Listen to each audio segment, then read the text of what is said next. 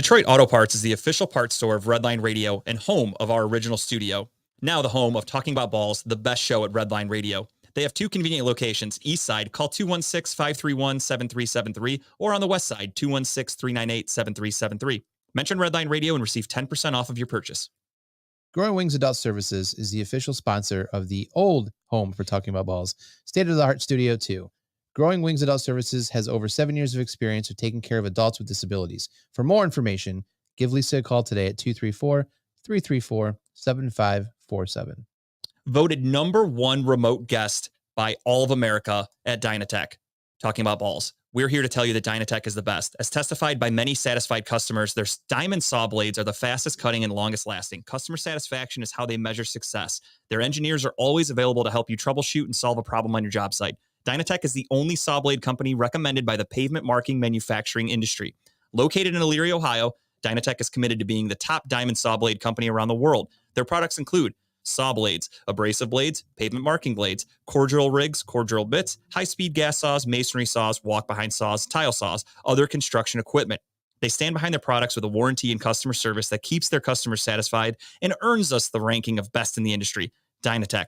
Contact Dynatech today, 161 Reeser Court, Elyria, 44035, or call 1-800-446-9001, or visit their website, dynatech.com. Do you like NASCAR? Do you like collecting NASCAR items? No.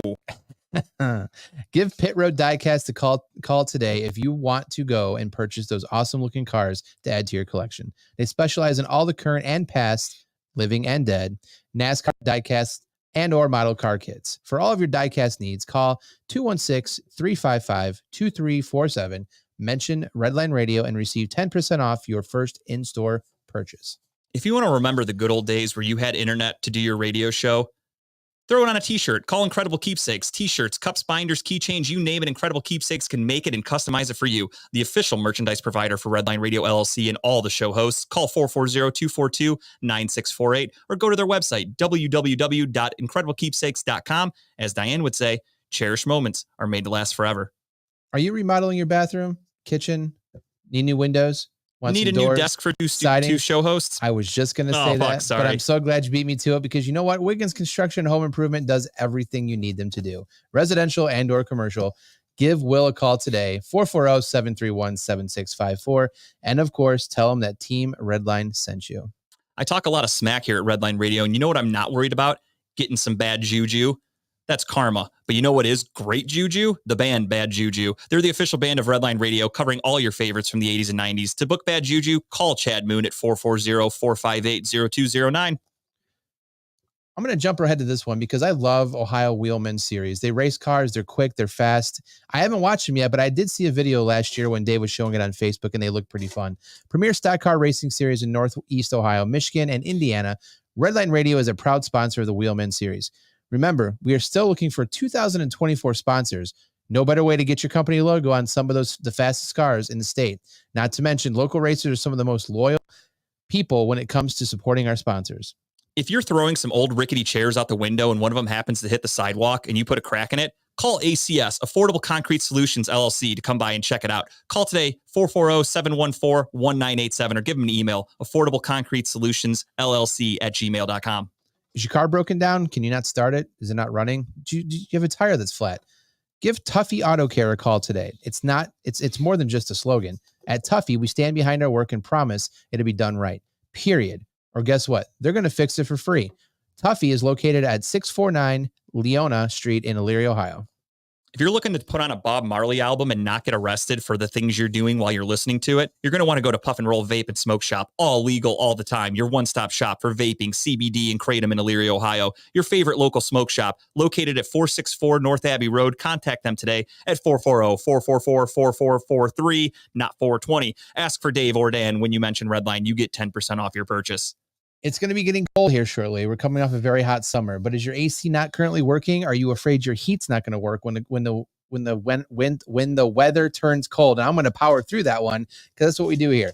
Give Sensible Solutions HVAC Services a call today, specializing in service, maintenance, repair, and installation. 440-985-8387. That wasn't because Kyle couldn't read. It was because he was cold. He was shivering. So he's going to have to call and get his HVAC serviced.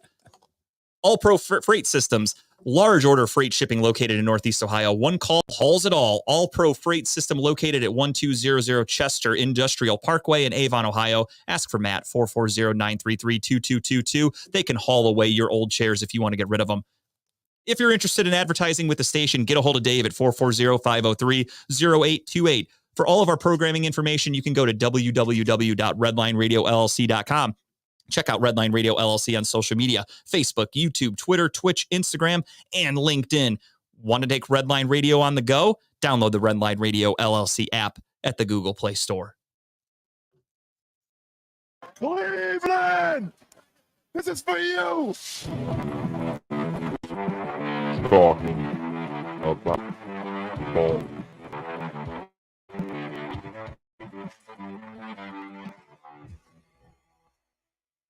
Ladies and gentlemen, welcome to Talking About Balls. I am Justin George, joined as always by Kyle Price and Timbuktu. Kyle swatting away the flies at Studio One. What is up, fellas?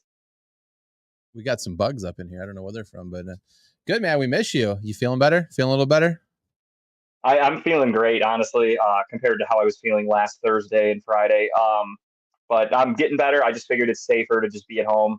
For those of you that aren't in the loop here, I did contract COVID last week. I went home from work Thursday.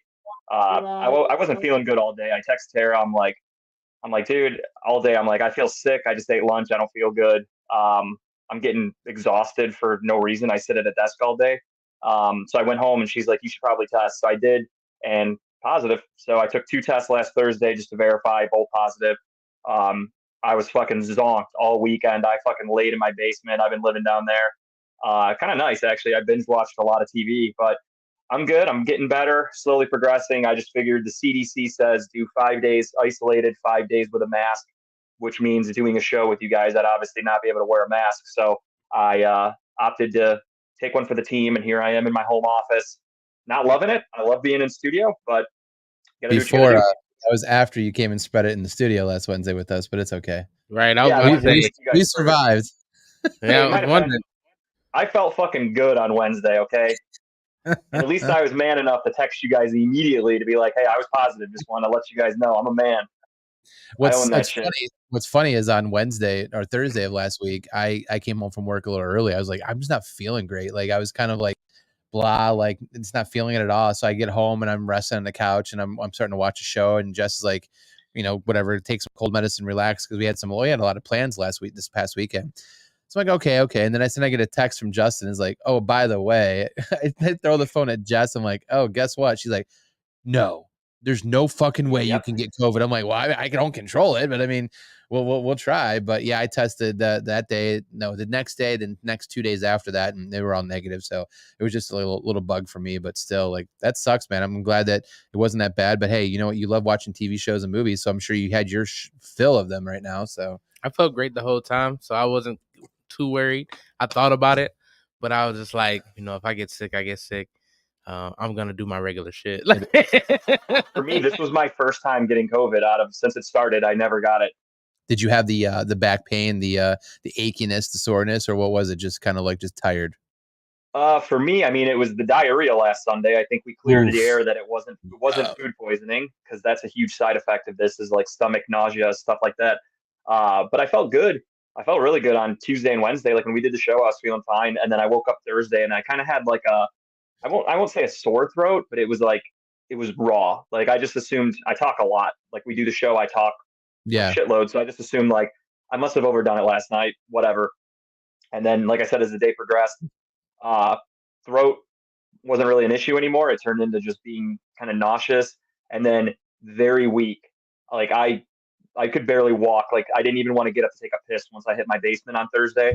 I was that, like, just fucking lethargic. I couldn't even get up. Like, I'm just sitting there like, I have to pee, but like my legs have nothing in them. What's up, Shane? Thanks, man. Yeah, go Browns. Sure, we'll talk about that more later, but we'll stuff this weekend. This is your fault. We're blaming Justin for picking the Steelers. That's why they lost. And by picking the Steelers in something Don't look bad at that had to scoreboard, fellas. I'm pulling away a little bit. something bad had to happen, and we know what happened with Chubb. We'll get more into that too, but I think it's all just by Justin picking the Steelers. It's fucking set the universe. In my defense, I think I picked them before, so I've done this routine before. Okay, so let's not blame me. But then again, we probably lost to them then when I did it, so maybe I do need to pick them around. We probably lost someone then too, or someone got hurt. Tim, what'd you do this weekend? Anything good? Friday, I don't remember. Saturday, I don't remember. That's a good Friday. No. So you had a great weekend. Is that what I'm hearing? Yeah, it was a pretty good weekend. Sunday, I was in a video shoot. It was the chicken salad lady. So chicken salad. Yeah. She did she has a song that she's putting out, and I was a part of the video. Did you leave the shirt on and the shirt come off? Shirt was on, but I definitely still did some fat man antics. Nice. So it was great. Did you get some of that chicken salad as like catering? I asked that before I even came. I was like, that was part of the contract. I was like, would there be chicken salad? I was like, all right, chicken salad lady, there better be some fucking chicken salad. Yeah. But no, I didn't get any chicken salad, but I did get some chicken wings. So that was just as good. Right. As long as you got something to eat, right? That's all that matters. I probably would have preferred the wings, so I'm good with that deal. I'm picky. Chicken salad's good in certain aspects. Some people like to load chicken salad with a bunch of shit. It doesn't make sense to me, like walnuts, raisins, and all that. Well, I think if I'm not mistaken, I think her viral video is like it's an actual salad with like pieces of chicken in it. I think I could be mistaken. It's been a while since I watched chicken salad stuff, so it's actually just a chicken salad. Okay, all right.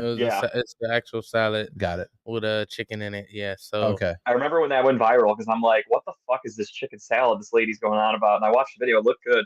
I'm a big fan of salad, so. I mean, it was dope though to be a part of it. It was a lot of black owned businesses that they were bringing actual food. Like, once the video comes out, I'll definitely show it to you guys. We're gonna have a premiere here on the show. Hey, how'd you get the part?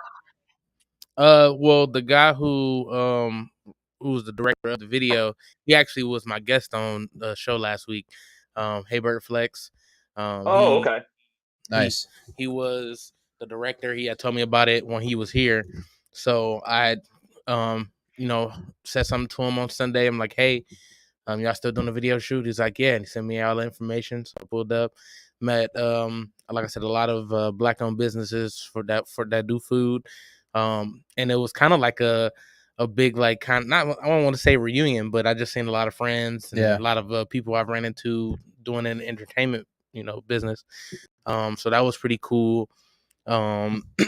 Sunday we did the Women's Health Summit. With Jess, shout out to them. It was more like the meeting of, she called it the show, the meeting of the minds. It was questions back and forth between men and women. That was pretty fun. Saturday night, my friend's birthday party, was there for a while. It was pretty cool. Didn't get drunk, but got enough. TMI show was Saturday. Didn't get drunk. I like that. Right. Friday, I really don't remember Friday, but Thursday. Oh, Friday we did the it was the last night for Lucy's, which is actually kind of crazy.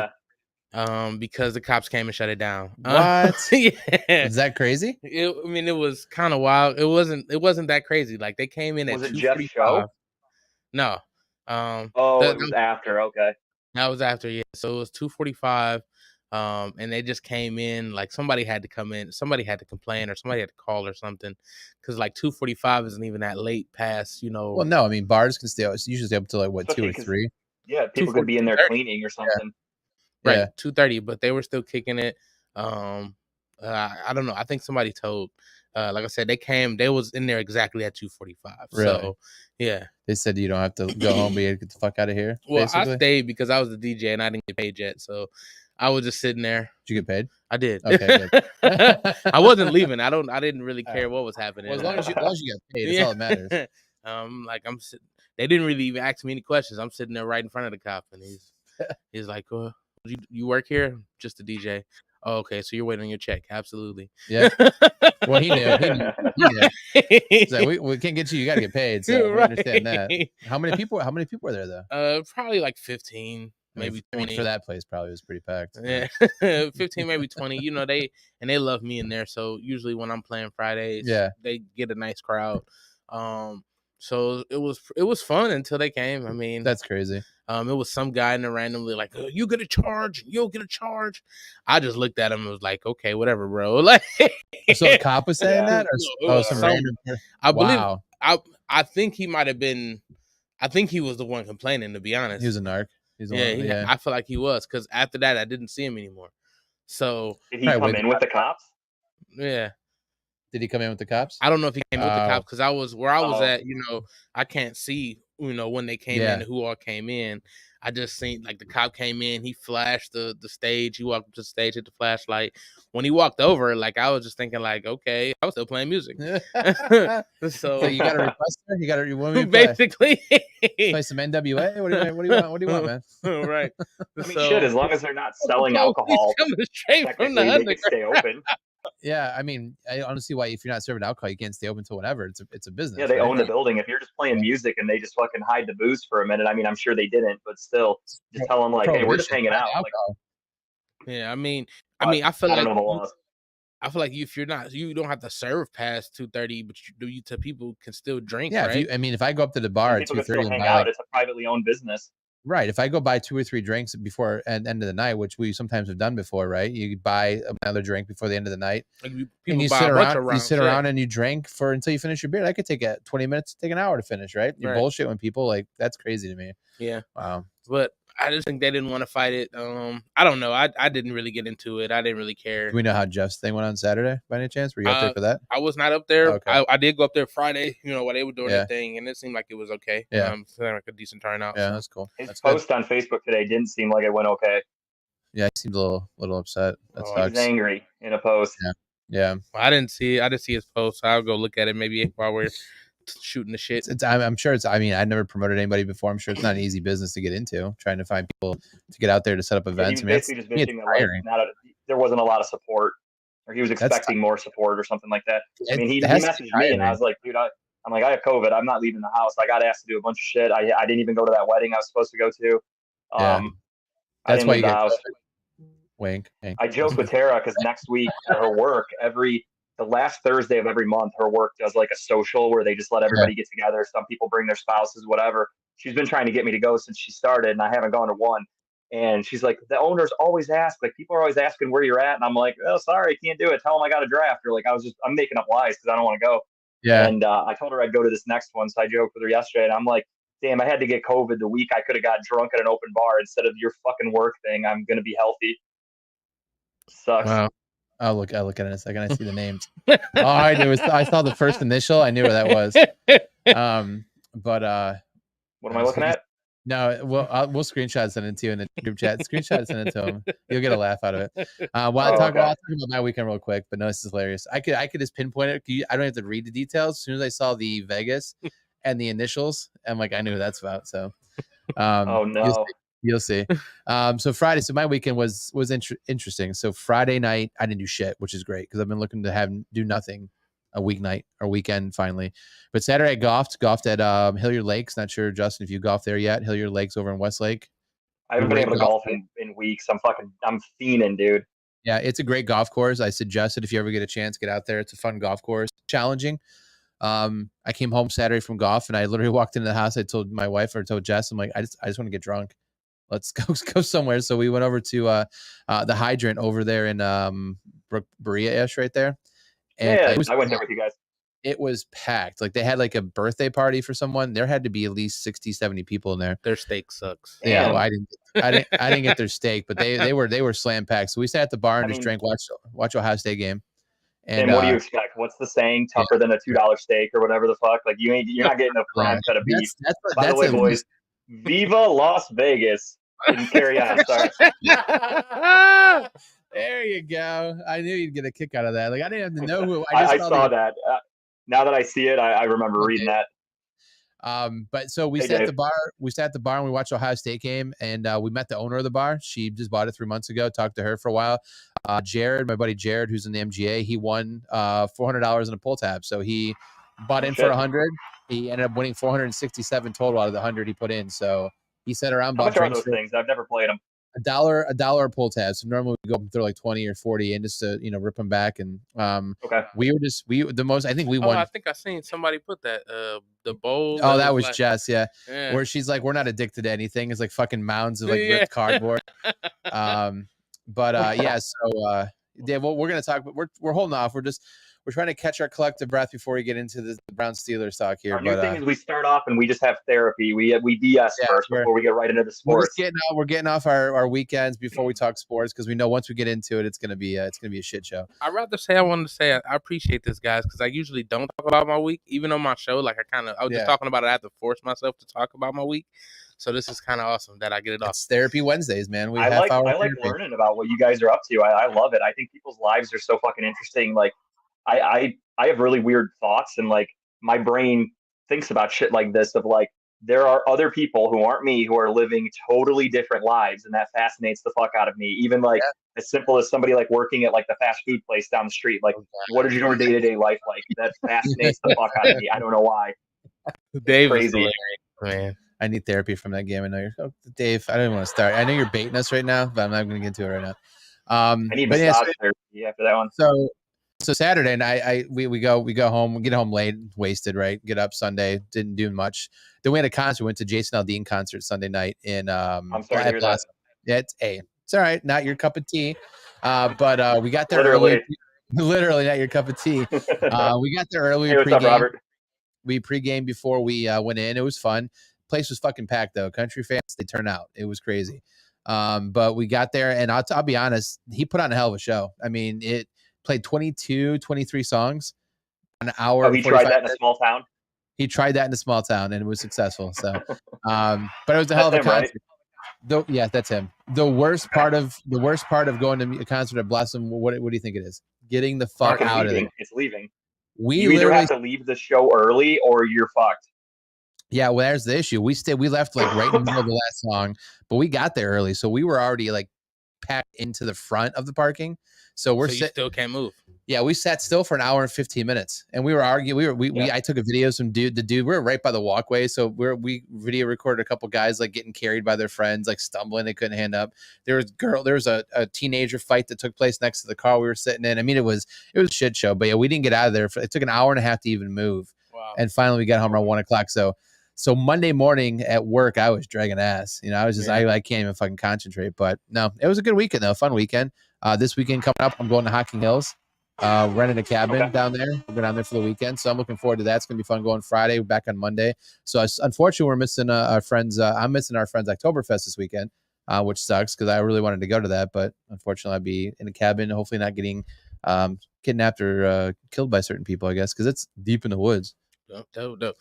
One good note. Work today. I got my first scorecard from a call review. Got 100%. 100%.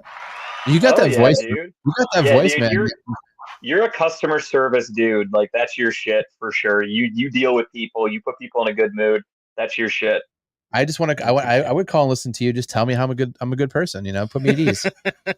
I would want to get cuddled by you though too, because I feel like you could put my head in your chest and like just rub my head and tell me that I'm a good boy and everything, and then I'm gonna be okay. And is that what Just does? Absolutely. The thought of Dave and Chipper sharing a hotel room and just fucking farting and eating from Monty Bros and shit like that is disgusting, but I love every second of it. Just getting drunk. I always love when Chipper tours anywhere. Like he has to let the world know where he's at. Like stop one. Yeah, we're here. He's big into cigars lately too. Yeah, and like he holds it like he's blowing. He loves checking in. He checks into everything. Didn't look right, Kyle. You do that one more time. How did that go? Chipper holds. That's probably how Chipper drinks, though. Let's be honest. That looks like Chipper drinking motion. He's trying to get the rest of the bottle out like this, and it's just not going well. As he's got his 1996 Steelers denim jacket, he's like, it's got sequence on the back and diamond print of his name. Jeff and Lisa tuning in. What's up, guys? Thanks for tuning in. What's up, Steve? What's up, everybody? Thank you, guys. I'm home again. I let everybody know in the beginning. I had COVID last week. I'm still in recovery, if you will. I just figured it was for the best to stay home and play it safe for this week. I'll be back next week for It is. sure. We are professionals, though. We make this work. I came in the studio so we could have somewhat as seamless. And you know what? It's kind of weird being on this side because I'm usually the one that's at home recording, and you're in the studio, so it's kind of I weird. think this is one of the first times I've ever not come in for a show. Yeah, It it feels is strange, It but is. you But know, that's why gotta do my what you gotta do. face, so you guys know my face is turned this way because Justin's right there. I can talk to him face to face. So you get to see the good side of my face. Plus Tim's right behind him. So it kind of makes sense to do Do it you this have a way. good side?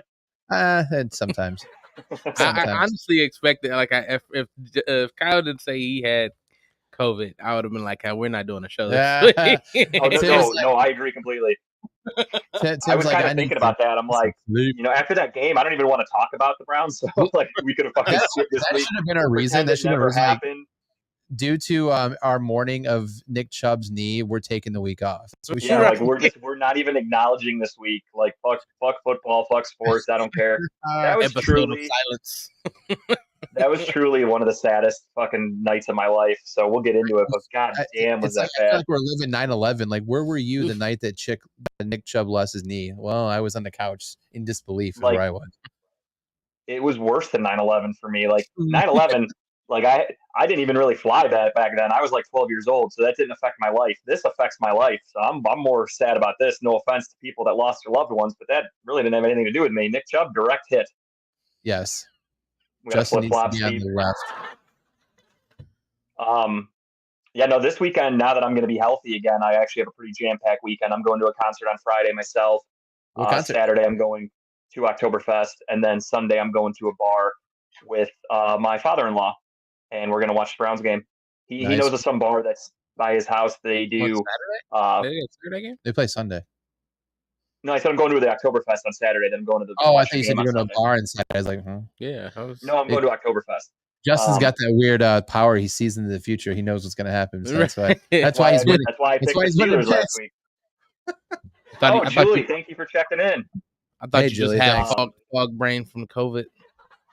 Dude, you're not kidding. Like I fucking don't remember anything from the last like week. What concerts on Friday? It's a metal band, Parkway Drive from Australia. Okay. They're at Nautica. But yeah, my uncle or my father-in-law was telling me about this bar who they do from noon until the first team scores in the Browns game. $1 bottle beer of domestic. Can you buy as many as you want at one time? I don't know the rules What's of the it yet. what's the loophole here? Because there has to be one. Because I would definitely It buy a should- bucket. You're like, I'll take 6. I mean, Right. it's probably one at a time, but even then, like if you drink them relatively quickly, and it goes until the first team scores. So like if nobody scores for the first quarter, you're drinking dollar beers the entire time. So I mean, I'm going to get at least probably an hour and a half of dollar beers. I was going to say with the way our offense is going. I mean, you're going to be there fucking wasted by halftime. So yeah, that's what I'm looking forward to. It should be a good time. Now this would be the one week that Watson actually finds the ball to a receiver finally and scores, puts a one in the end zone. But you know, Whoa, spoiler alert for my bet stamp pick later as we get there. But sorry, yeah, Dave, they've been around a long time. They're a cool band. They're old. I know everybody says this about shit, but their older stuff was way better. They've definitely sold out and kind of turned into like stadium rock, which I'm not into. But that's why I'm watching the concert for free. My brother-in-law and sister-in-law, their condo is literally the Viaduct Bridge right behind behind Nautica. So I stand at the edge of the bridge and I can see the stage perfectly. So I'll be watching the concert for free. And there's another band from Australia that's opening for them that I'm a really big fan of called the Amity Affliction. They're going to be on the shows as well. So I'm very excited for that. I've never been to a concert at the Nautica before. I mean, I've heard that it's pretty good sound down there with how the stage is built and everything. But yeah, it's cool. It's not a bad venue. I mean, you're outside, which is cool, and then you're also covered. So if the weather sucks, and you're right by the water. So the one shitty thing is like a lot of times boats will come by and like you got to hear the honking and shit. It's a little annoying, but it's not that big of a deal. It's a cool. You can hear it pretty clear from the balcony though.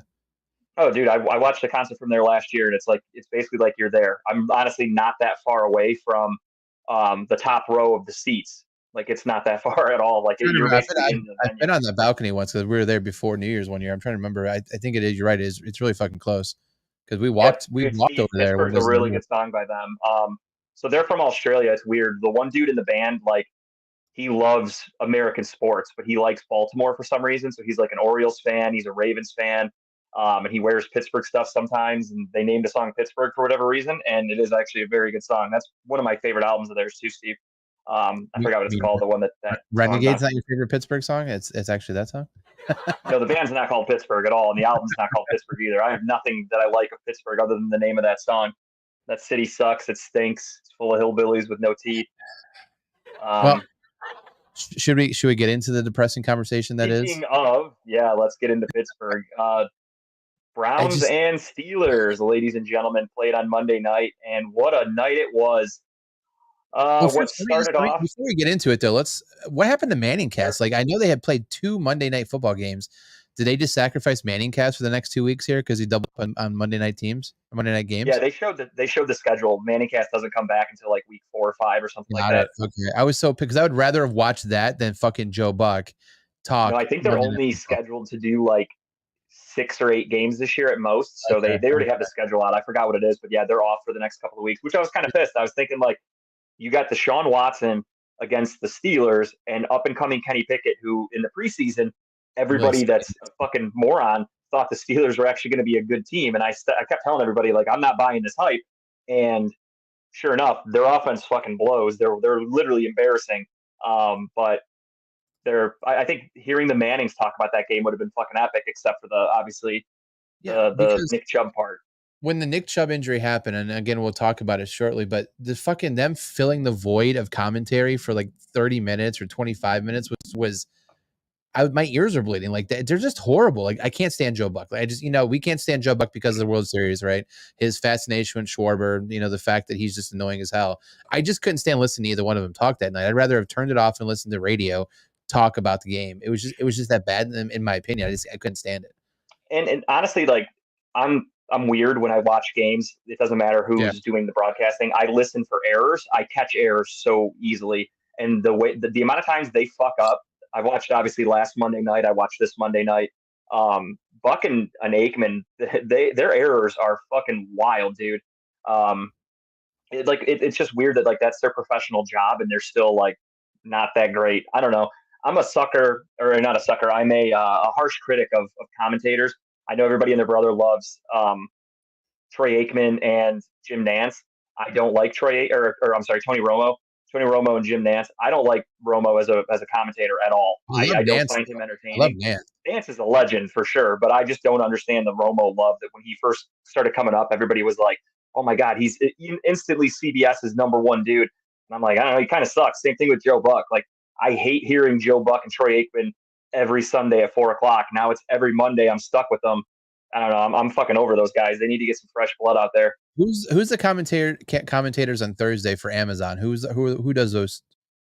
Kirk Herbstreit's one of them. Is Mike Tirico? I think he left Monday Night Football to do Thursday night. I don't know, but they're pretty good at. I like Thursday night commentary. Like when I actually can watch it because I used to bowl last year on Thursdays, but now I can listen to Thursday night games. I prefer their commentary over Monday nights. They're better. There's more. It's smoother, right? The conversation's more normal. It's not like robotic and anything. Like Al Michaels, that's it. That's why Al Michaels, another legend. Oh, Al Michaels, there we go.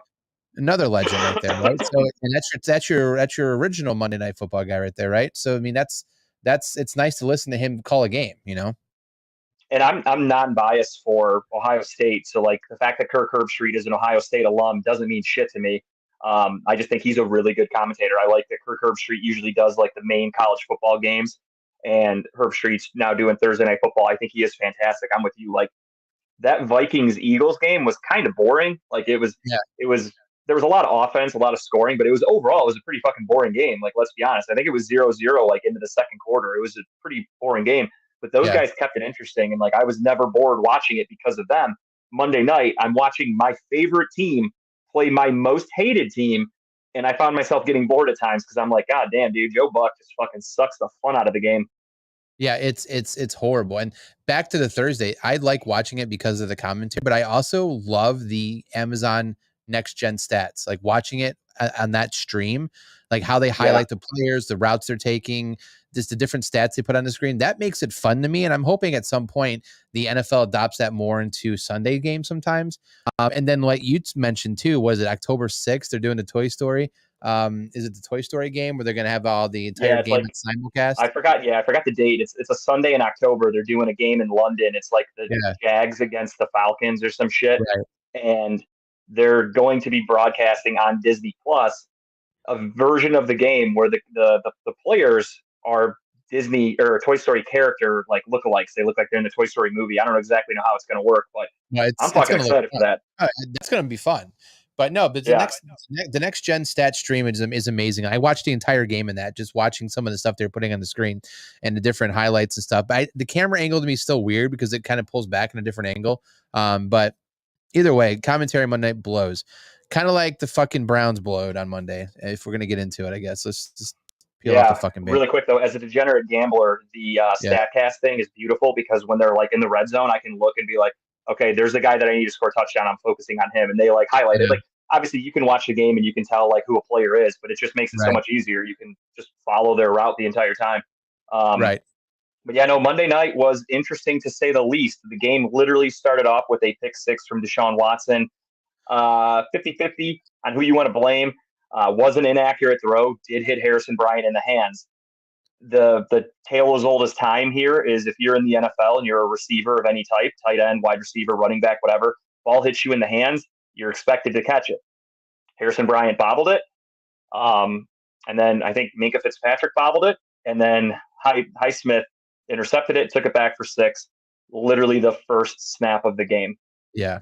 Very, very similar to the playoff game against the Steelers a couple of years ago, but in the opposite fashion. When they got thrown over Ben's head and they ran it into the touchdown. We started the game off with a touchdown Karma, instead of that. Karma, bitch. Karma. Yeah. And then the Browns defense was fucking lights out. Oh, the entire game.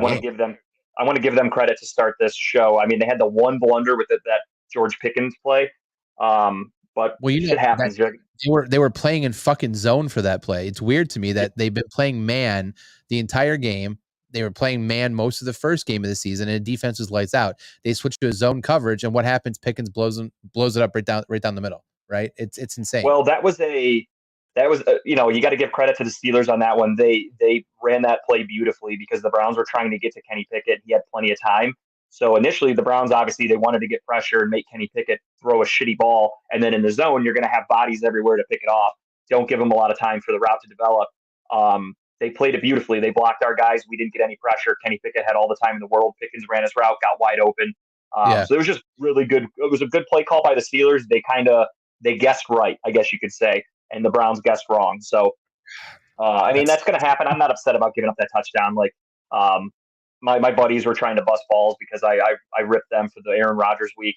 So they were talking shit about like, wow, George Pickens he has more yards than the entire Browns, blah, blah, blah at one point. And I'm like, no shit. I'm like, he had a 70-yard touchdown. I'm like, other than that, we're shutting them the fuck down, right? Like you're not really insulting me by saying that. They never got to the red zone. Never ran a play within the 30.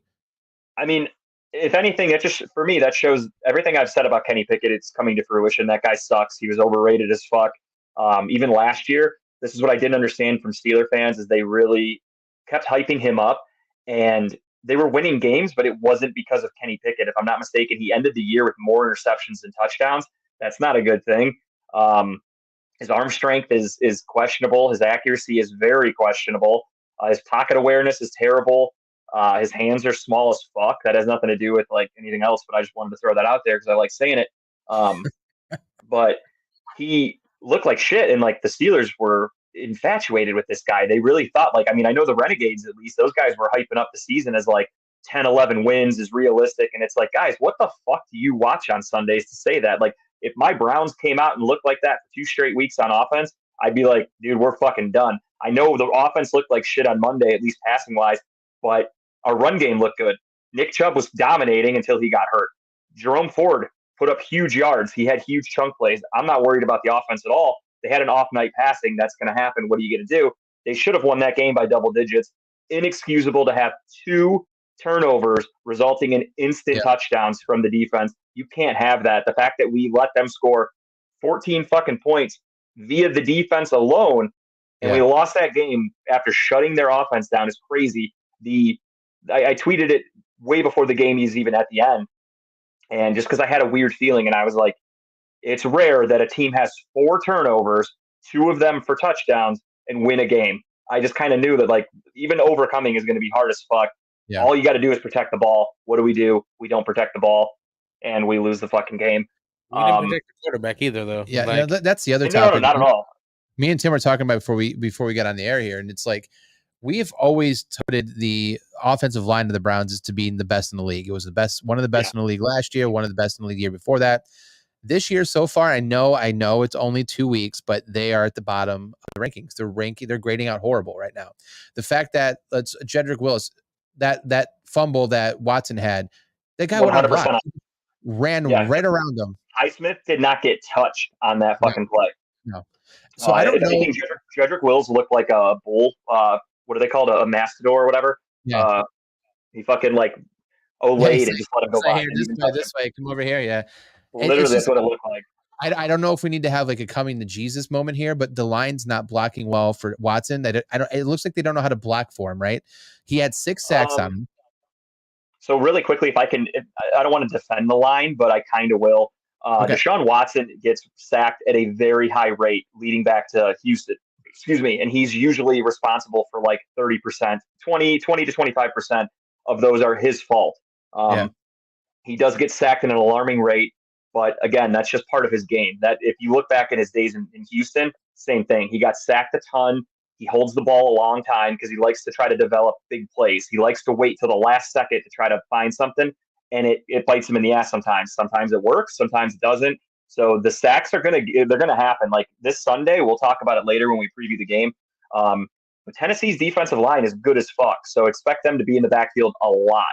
Yeah. And that's just how Deshaun Watson is. He gets sacked a ton. I saw stats today that verify that he's literally on pace with sacks for how he's always been in his career. So it goes both ways. Obviously, you want the offensive line. If they're better, then they're not allowing those because there were plays that were inexcusable on Monday night where guys weren't touched, and there's no excuse for that pressure. But at the end of the day, Watson is responsible for some of them because he does hold the ball a long fucking time. Right.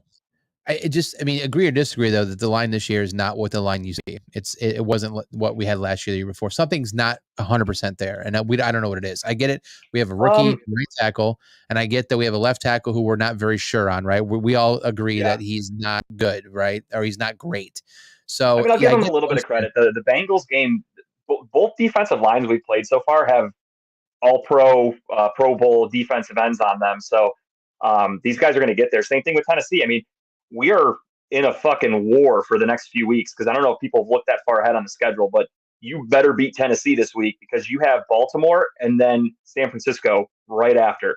That's it. I mean, you really realistically, we could be 1-4. And that scares the shit out of me. We thought it would be 4-1, but how it's looking right now, 1-4 also looks like it could be possible too.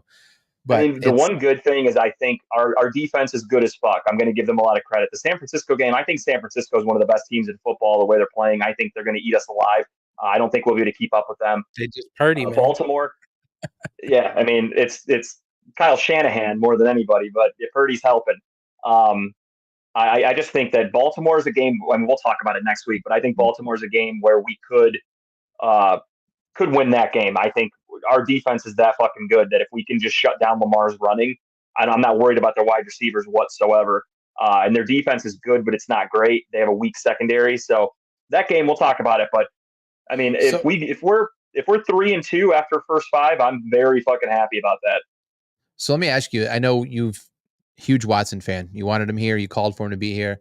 Are you starting to question what Watson is this year? Are you starting to be a little scared that maybe he's not what we thought he would be? And his rust that he had last year and is it still there, or is he just not going to get it back together 100%? Is he in his own mind? Is that a problem for him right now? Because I'm seeing what you're seeing. I agree that he holds on to the ball a lot. That's just who he is. He double clutched a pass on Monday night that he could have hit the guy in stride, but he waited and he underthrew. And it almost got picked off. Yeah, I remember that throw. He had 2 personal fouls against him, right? The face masking. I think something else he did too. What's going on with Watson? Yeah, what's going on with Watson? What do you think? I mean, I think it kind of goes both ways. If you pay attention, there was a face mask call, and really quick, Julie, I don't think we'll Tim Couch him. Deshaun Watson's a tough dude. Like I said, he gets sacked a lot. So What's happening to him right now is actually not that out of the ordinary. I mean, obviously, you don't want him to get hurt. That could happen to anybody, though, at any given time. But what I think is going on is I think he did get frustrated on Monday night, and I think it wasn't because of his play. I think it's because of the way he's getting treated. If you notice, the last 2 games we played in Pittsburgh, there have been blatant face masks that happened to Deshaun Watson mid-play. He got his face mask grabbed and pulled, and the refs did not throw a flag. That has now happened in 2 consecutive games in Pittsburgh.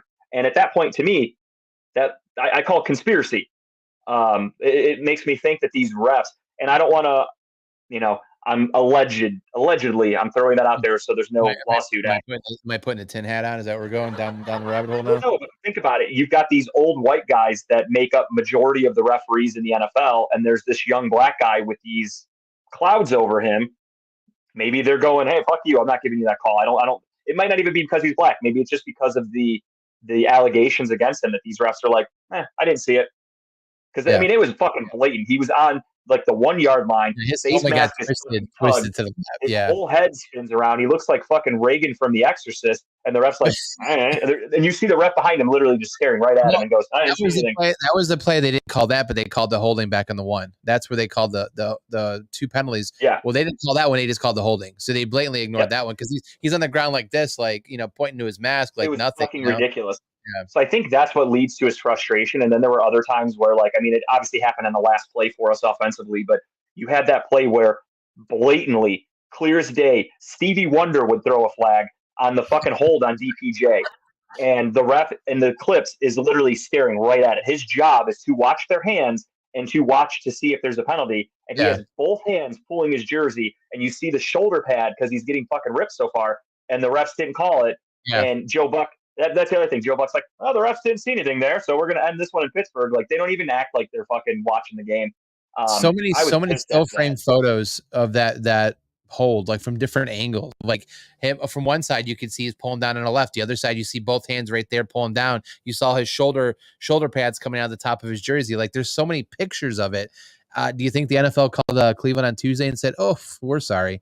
No, probably not. I'm sure they do that bullshit where they send a report and they're like, well, this play was ruled wrong. This was called wrong. Like, I think afterwards they did say, like, yeah, that should have been a pass interference. But it's like, telling us that after the fact doesn't help us. That costs us wins, that potentially cost people their jobs.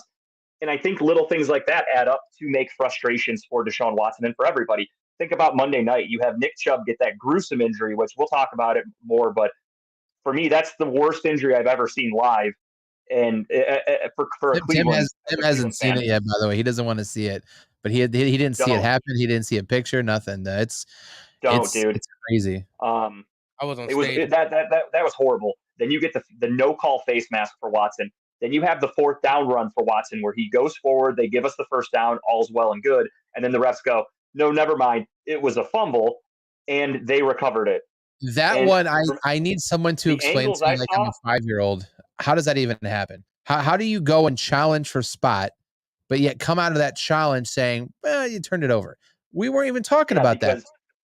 The way the NFL is supposed to be run from officiating standpoint is they make a call, and then there has to be clear evidence to overturn that call. That's why a lot of times if there's a ball that a quarterback was throwing and he got hit, but it wasn't a fumble, they'll let it go because it's easier to go back and say, not a fumble, than it is to go, okay, sorry, it was a fumble. You guys should have had a touchdown. They let those plays go because it's easier to come back. So that call, they rule a first down, they challenge the spot, and then the refs go, yeah, he fumbled, and the Steelers have possession now. They recovered the fumble. But every angle I saw is Watson hitting the ground, bodies over bodies, and then that's it. You can't see anything. And then Larry Ogunjobi just has the ball. There's no evidence to say that he did not get that first down.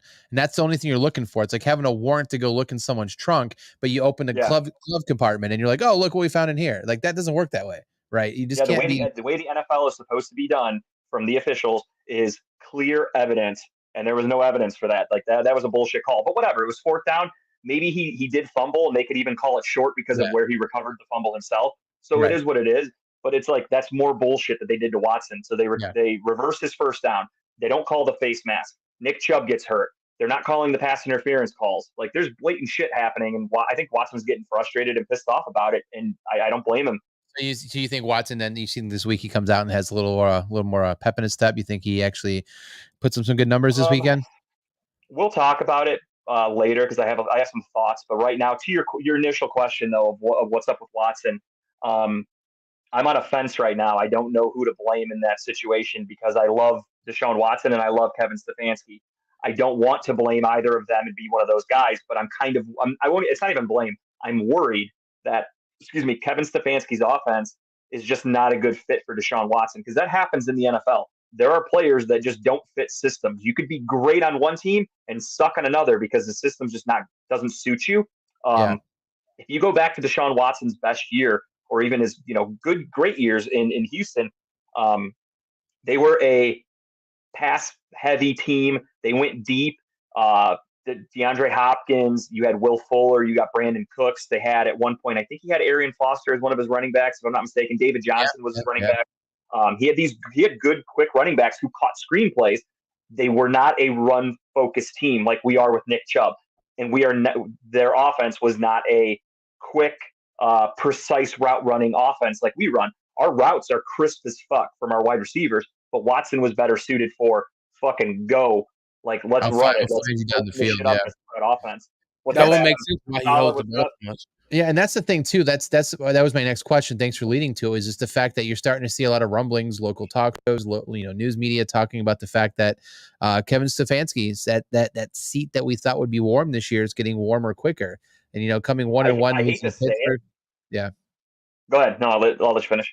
No, I was gonna say it's getting warmer, and now people are starting to say, is it the fact he doesn't know how to call plays correctly? Is he holding Watson back? Is he being is he scared to open it more for him, or is it Watson that can't run the offense that Kevin is asking him to run? He's second guessing himself. He doesn't know. He's not getting the ball where it needs to be. He's underthrowing people. He's overthrowing people. It's like you said, I agree with you. Like I'm torn between where to place the blame. Yeah, it's definitely between the two of those. I think it's 50-50 because, look at week 1 against the Cincinnati. The weather was shitty. Don't get me wrong, but Watson was throwing balls in the dirt. He did the same thing against Pittsburgh. He was inaccurate. His accuracy is off this year. So that's something which I couldn't defend Baker on. Like, that's why I would defend Stefanski. I would say he's not throwing the ball. So if the play's open, the quarterback's not getting it there. That's on the quarterback. However, this style of offense just might not be good for Watson. So my thought process, which I'll explain more later, but for me, this is the final straw for Kevin Stefanski, and he knows it because, again, if we're 1-4 after San Francisco, he's fired. I think, like, there's no question about it. This team was built to win a Super Bowl. You're 1-4. Your shot at making the playoffs is getting slim quick.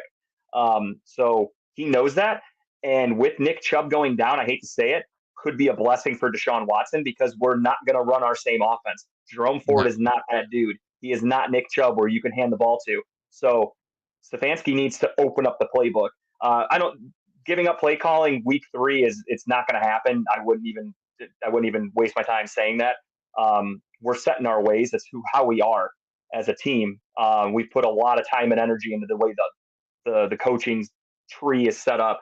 So that's not going to change. It's more so Stefanski just needs to open the playbook up. With Chubb gone now, and bringing Hunt back, which breaking news, we signed Kareem Hunt to a 1-year, $4 million deal today. You kind of see where the offense is probably going to go, right?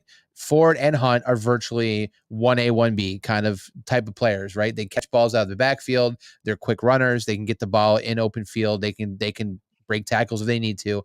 So I could see what you're saying is that the offense is going to transition to something different. I would say probably more spread offenses, more shotgun plays, more screen passes potentially happening. So I do agree with you. I think this could be the change that Watson needs to run an offense he's more comfortable with, and potentially this is the perfect week to do it.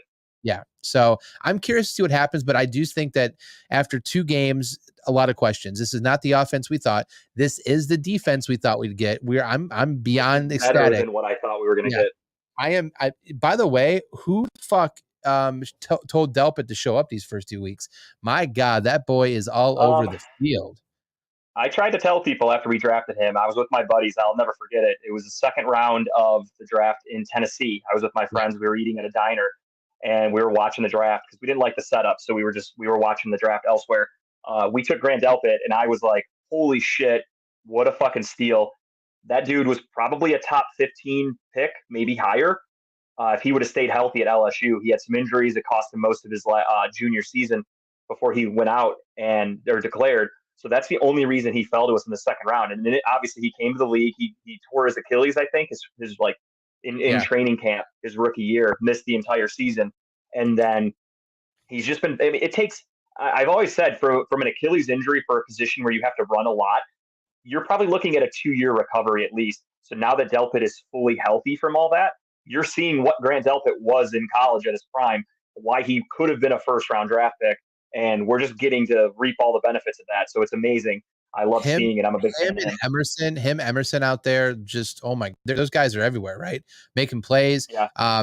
JOK was making some good plays Monday night. He was everywhere. The linebacking core is kind of doing their thing.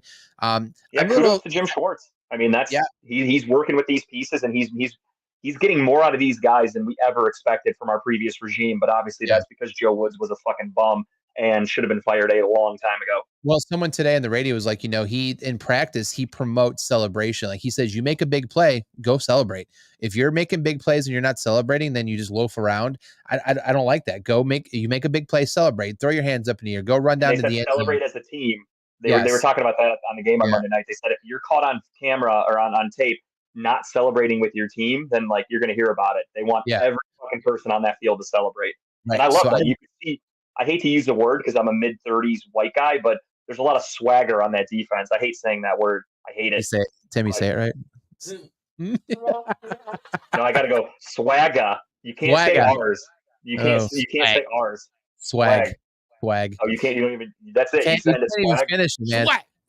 The younger this generation gets, the shorter they make their words. They're getting lazy. Swag. They don't want letters. They're like, got a lot of soot. But no, I love the defense. Swagger across the board. Spider Mitchell has swagger. That's my new tongue twister. Instead of starting to go off like unique Spider New York. Spider swagger.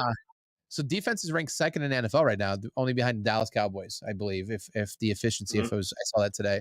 I think they keep it up. I mean, I just don't see it slowing down. I was a little upset that I didn't see any sack out of.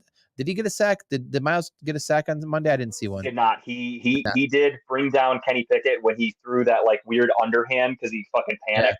Yeah. He had like a couple QB pressures. He had one tackle, but did not get a sack. But I mean, I have no complaints. I saw somebody call in or I heard somebody call in on Tuesday morning, and they tried to use that against him. They read TJ Watt's stat line, then they read Myles Garrett. They're like, Myles Garrett's a fucking joke, blah blah blah, and it's like, dude, that defensive performance from the Browns all around was dominant. I have no issue with one player. I don't need Myles Garrett to get 4 sacks a game. Look at what that did for the Steelers. They needed TJ Watt to literally save their game for them. We didn't need that from Myles Garrett because our defense was already doing it. So I have no issues with anything. Our defense did everything they could to win that game. I will not badmouth one person on that fucking team or on that side of the ball. Offensively, obviously, they are 100% to blame. Can Ward, for the love of Christ, wrap up, tackle, stop throwing your goddamn body into players? That dude wants concussions. That hit he made on he is. At this point, that hit he made in that dude. For anybody.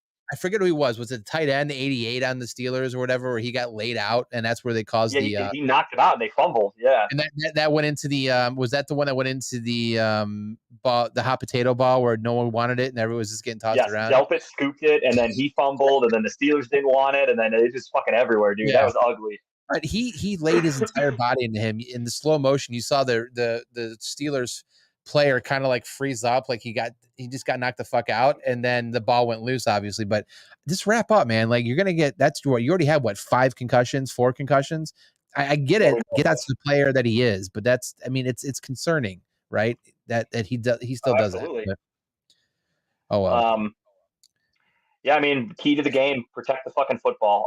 Inexcusable. You can't turn the ball over like that. You can't let them score off turnovers right away. Like imagine if Watson threw that interception and we managed to tackle them, there's a good chance they're only getting 3 out of that. Same thing with TJ Watt. Good chance they're only getting 3 out of that fumble recovery. Instead, they score, which I'm not blaming Watson for the fumble. There's nothing he could do about that. That was Jedrick Wills' fault 100%. The interception, kind of 50-50. Be a little more fucking accurate. But overall, you can't turn the ball over 4 times, get it back once or twice technically because we did recover the fumble. So you can't lose the turnover battle 4-2 and then expect to win a game when the 2 extra turnovers they got were 14 points. It's 14 just points. unacceptable. You're never going to win. Such a huge swing. I saw somebody say that they should have cut Harrison in the first quarter, signed him at halftime, and cut him again in the third quarter because that's how much they hated him, because he did not have a good game. But whatever. No. Wait. Oh, Harrison Bryant. Yeah. They said they should have cut him in the first quarter, signed him in halftime to give him confidence, and cut him again because that's how much we hated in that game. Yeah. Because that wasn't the only play he fucked We have up, a right? partial kicker, Julie. He did miss a kick on Monday, and I won't let him live that down because I loved Cade York. So Hopkins better be 100% for the rest of the year. What were we saying, Kyle? I'm sorry. No, I was going to say, because that wasn't the only mistake he made that first play. There's a couple of plays where the ball went to him. He couldn't catch it. He couldn't bring it down. He couldn't do. He just he didn't want to catch the ball. He didn't want to do anything with it. I don't know why we don't throw it in Njoku more often. Like, this dude's he caught the ball. He had that.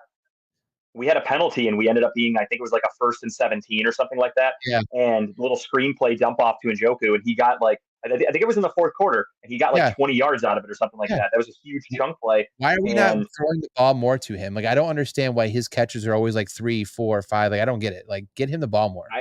And even then, I don't understand why they're not utilizing him at all. I mean, he's got like 3 catches on the year, if that. He only has a handful of catches. We're in week 3. He's a dude who has a big contract. You expect a tight end to get utilized. Like, I'm talking 8, 10 fucking catches a game. Why isn't he getting the ball? And he's a big dude. Is it him? Is he not getting open? I got to pay attention more. I guess we should, but he's a big dude. He can catch. I know he's had his catching woes in the past, but lately, I think last year, he was catching the ball. Once he gets the ball, he knows what to do. He protects the ball well. He runs the field well. I don't know why we're not given an opportunity to make plays, right? And like you said, he has a contract. We paid this guy last year to stick around with us. And for what? For what reason? So we could throw it to the other tight end. Amazing shape. It's not like he's like some schlub. Like, the dude's built like a wide receiver. How are you not getting open and beating these linebackers and safeties? I don't get it. My last thoughts on this game before we talk about the man, the myth, the legend, is fuck you, Pittsburgh. Your team sucks ass. Let's be honest. Your offense is abysmal. Your defense really isn't that good either. Deshaun Watson beat him. Deshaun Watson and the Browns offense beat the Browns. The Steelers didn't do shit to win that game. I don't look at that as like, and I give the Steelers 0 credit on that win. Jedrick Wills was a lazy slob on that play that resulted in the strip. The one fumble from Watson shouldn't have counted. Missed penalties all over the place. You guys had the refs on your side. Harrison Bryant can't catch a cold. That resulted in a touchdown. Steelers didn't do shit. Your team sucks. Your offense is fucking abysmal. Kenny Pickett's got tiny little baby hands. He's inaccurate as fuck, just like I told everybody.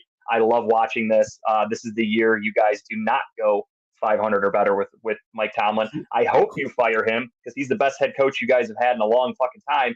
And you guys need to work on the rest of your staff, not the head coach. But I hope you fire him and you get some fucking dweeb, no-name intern, fucking offensive coordinator from some other team, and he comes in and can't do shit with Pickett either because Pickett's just a fucking bum. So they should just eat a bag of dicks, Pittsburgh. Promote Canada head coach. Let's just go all in with that. I would love that. Mid-game, they're chanting "Fire Canada," which is funny because if the Browns would have done that in the middle of a Steelers-Browns game, if we were chanting to fire one of our coordinators, that would have been a running joke for those fucking Yinzer idiots. They'd be like, "Oh, we're making them want to fire guys at halftime," as they make out with their sister or whatever because they're fucking disgusting inbreds. But fuck you, Pittsburgh. Eat a dick. And that ends our thoughts in that game. Fuck off. And you're going to hear more about that when we play you guys in whenever. I don't even know when the fuck we play them. End of the year. It's like the second. Yeah, it's like a second game to the end of the season. So much shit. I don't know. I don't remember. All right. Let's get the tissues out. Let's play some music here. Let's do we have the in memorial of Nick Chubb ready to go here? Let's talk about it. Yeah, we kind of need it. November 19th, we play him again. Thank you, Adam. Okay. All right. Yeah, honestly, like I said, that was the worst injury I've seen to a Cleveland athlete in my lifetime that I can think of. And I watch Browns, Indians, Cavs, Guardians, whatever you want to call them. I've seen some wicked injuries. This one was the worst one I've ever seen. Like, truthfully, like as soon as that happened, that wasn't like fuck, there he goes for the year. That's probably the last time I'm ever going to see Nick Chubb play a Browns game. And that's the sad part about it. It could potentially also be the last time we see Nick Chubb play football, right? I mean, let's be honest. That too. That's what I'm saying. Like, God forbid, I hope the guy can just fucking walk. That is also the same knee. Yep, he got reconstructed at Georgia, the same knee that he got like multiple ligament injuries and then they fixed it. He came back from that. I know he's a freak of nature. He's leg pressing or bench, whatever, squatting 600 pounds. I get it, right? But your leg's not meant to bend like that, and especially not bend that much. And I guess the reports are saying today that, go ahead.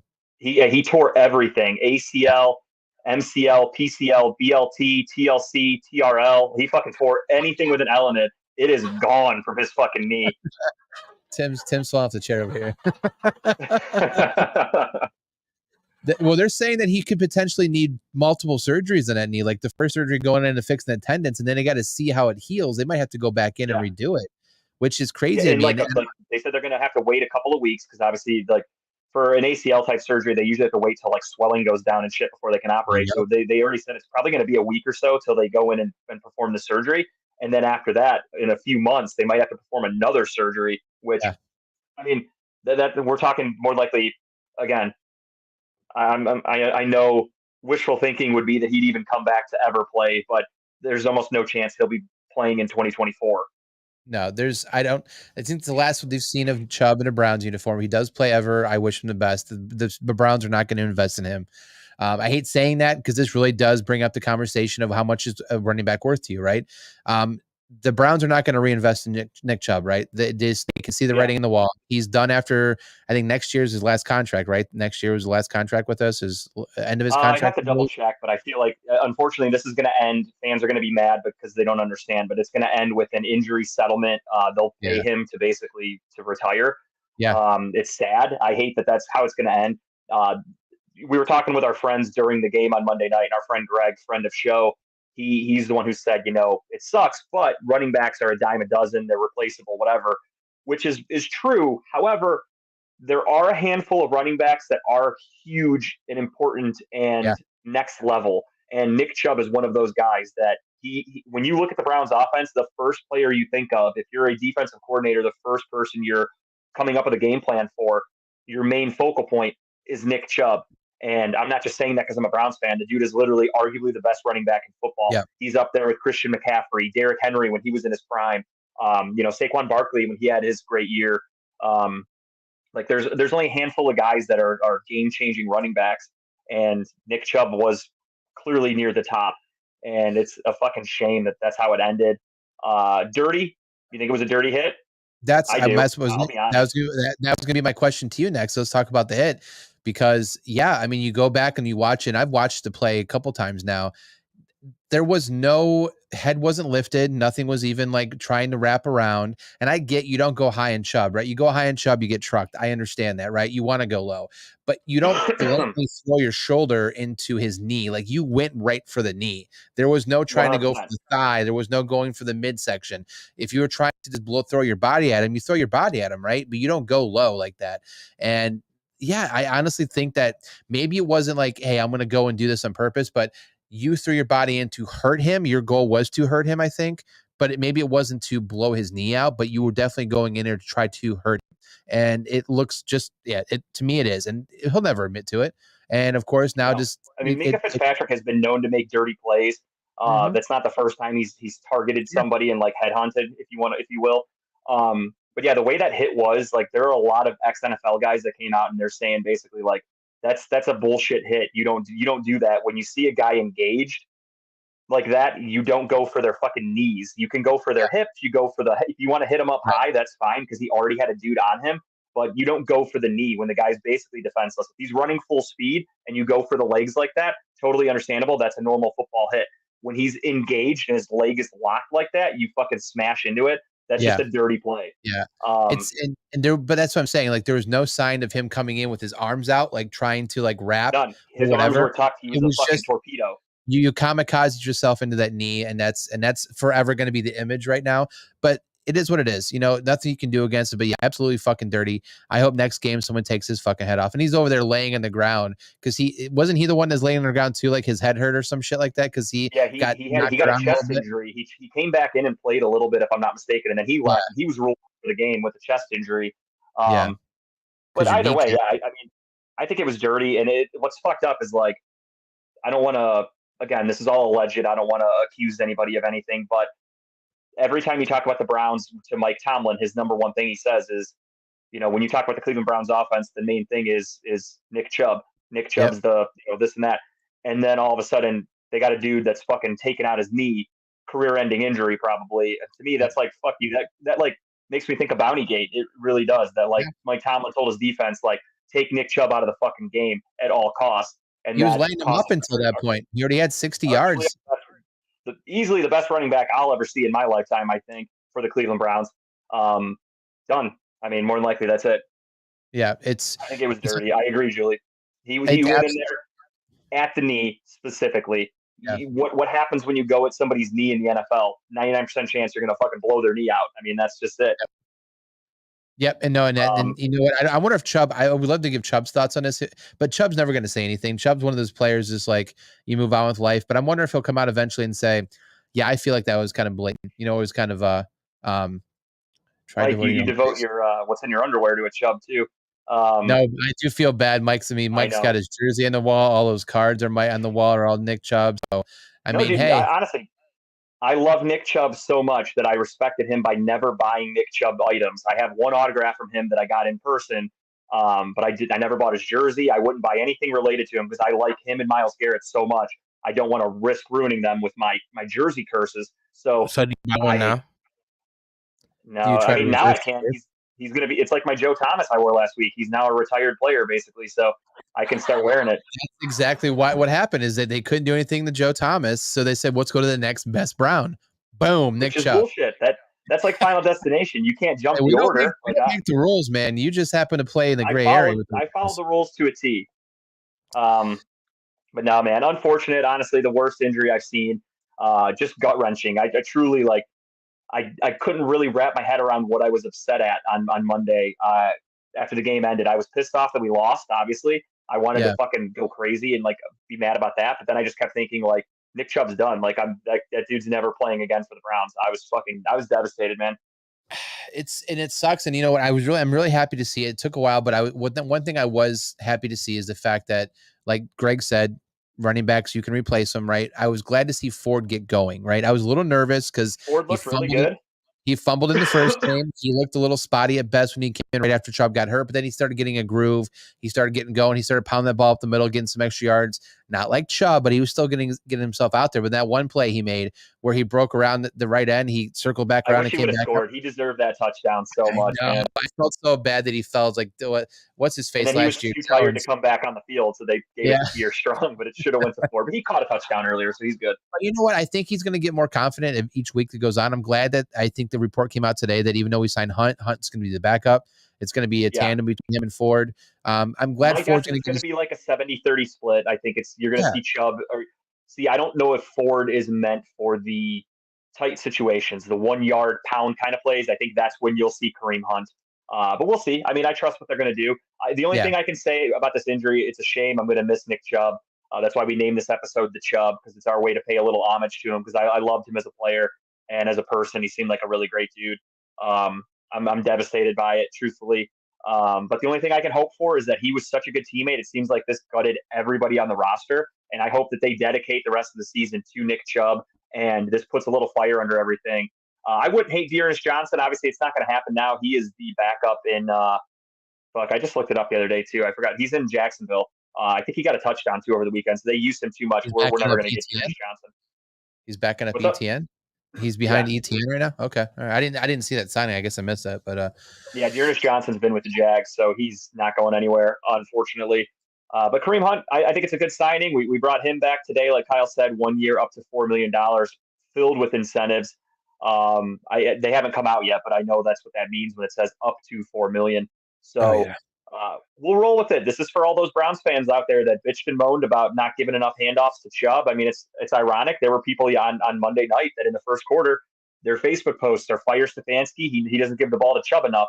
One guy, my friend Brian, I commented on his post and I said, dude, at the end of the first quarter, I said, Nick Chubb has like 8 carries for 60 yards in one quarter. How fucking much more do you want to use the guy?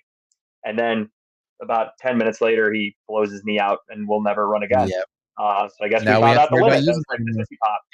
Yeah. Now you know. Now you know how much you can use Nick Chubb. You're one knee hit away from never worrying about it again. There you go. Yeah, unfortunately, but it's week 2. We got 15 games left. Let's go. My trouble with Hunt, that I was a little worried about before this signing happened. I was telling people is he's had trouble staying healthy. That's been his thing for the Yeah. last few years. He's good, but he can't stay healthy. So We're we're relying on him more than ever this year. So He's our backup. I'm all for it. She deserved it. I defend Kareem Hunt in that. To be honest though, before I knew we were going to bring Hunt back, but I was actually okay with them potentially going after Cam Akers. I know they were in the running. They reached out to the Rams about Akers. I know he got traded today over to Minnesota. But I would have been okay with Akers. He's a little less miles on his legs, I think, than Kareem Hunt has. I think he's a little quicker too, or a different kind of back that Kareem Hunt is. But I was okay with either one of them. The other one I heard we were in on too was what's his face played for Tampa Bay, Fournette, was it? Yeah, Fournette. They reached out about Fournette too, which is I was not too high on that one, but So I'm okay with Leonard Hunt. Fournette and Kareem Hunt are kind of the same player. The only thing great for us is that Kareem Hunt was here last year. He was here for the last 4 years, whatever. Yeah. He knows this offense. He's a guy that literally he's probably going to play a bunch on Sunday because he's coming into a very familiar team. If we would have traded for or signed Leonard Fournette, or even traded for Akers, is these guys have to come in, learn the playbook. It takes a while. So I'm okay with Hunt 100% because we need somebody that can plug in and play immediately. And to Adam's point there with Akers, yeah, Cam Akers had an Achilles injury a few years ago. He's been in the doghouse in LA for the last couple of years, so it kind of makes me think that he is a troublemaker in the locker room, and I'm glad we don't have him. I was intrigued by the thought of Cam Akers, but then the more I thought about it, I'm like, this dude is consistently underperformed. They hate him in LA for whatever reason. I don't want to know why, so fuck it. I'm not interested. Yeah. I would actually my top 2 list was Kareem Hunt and Leonard Fournette. That was my top 2 because Leonard Fournette is a very good pass catching back. Still had a pretty decent year last year with Tampa. So if we had to get one of the two, I'm okay with either one. Yeah. Julie, long note. What's the price?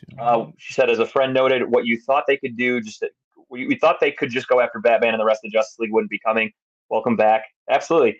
I mean, Nick Chubb's down, next man up. Kareem Hunt and him are probably really good friends, I'm sure, from their years of playing together. So let's go. And I think he will be giving it his all because he understands now that at his age, he held out last year. For those of you that don't remember, while he was in camp for the Browns, wanted a new contract. The Browns said no.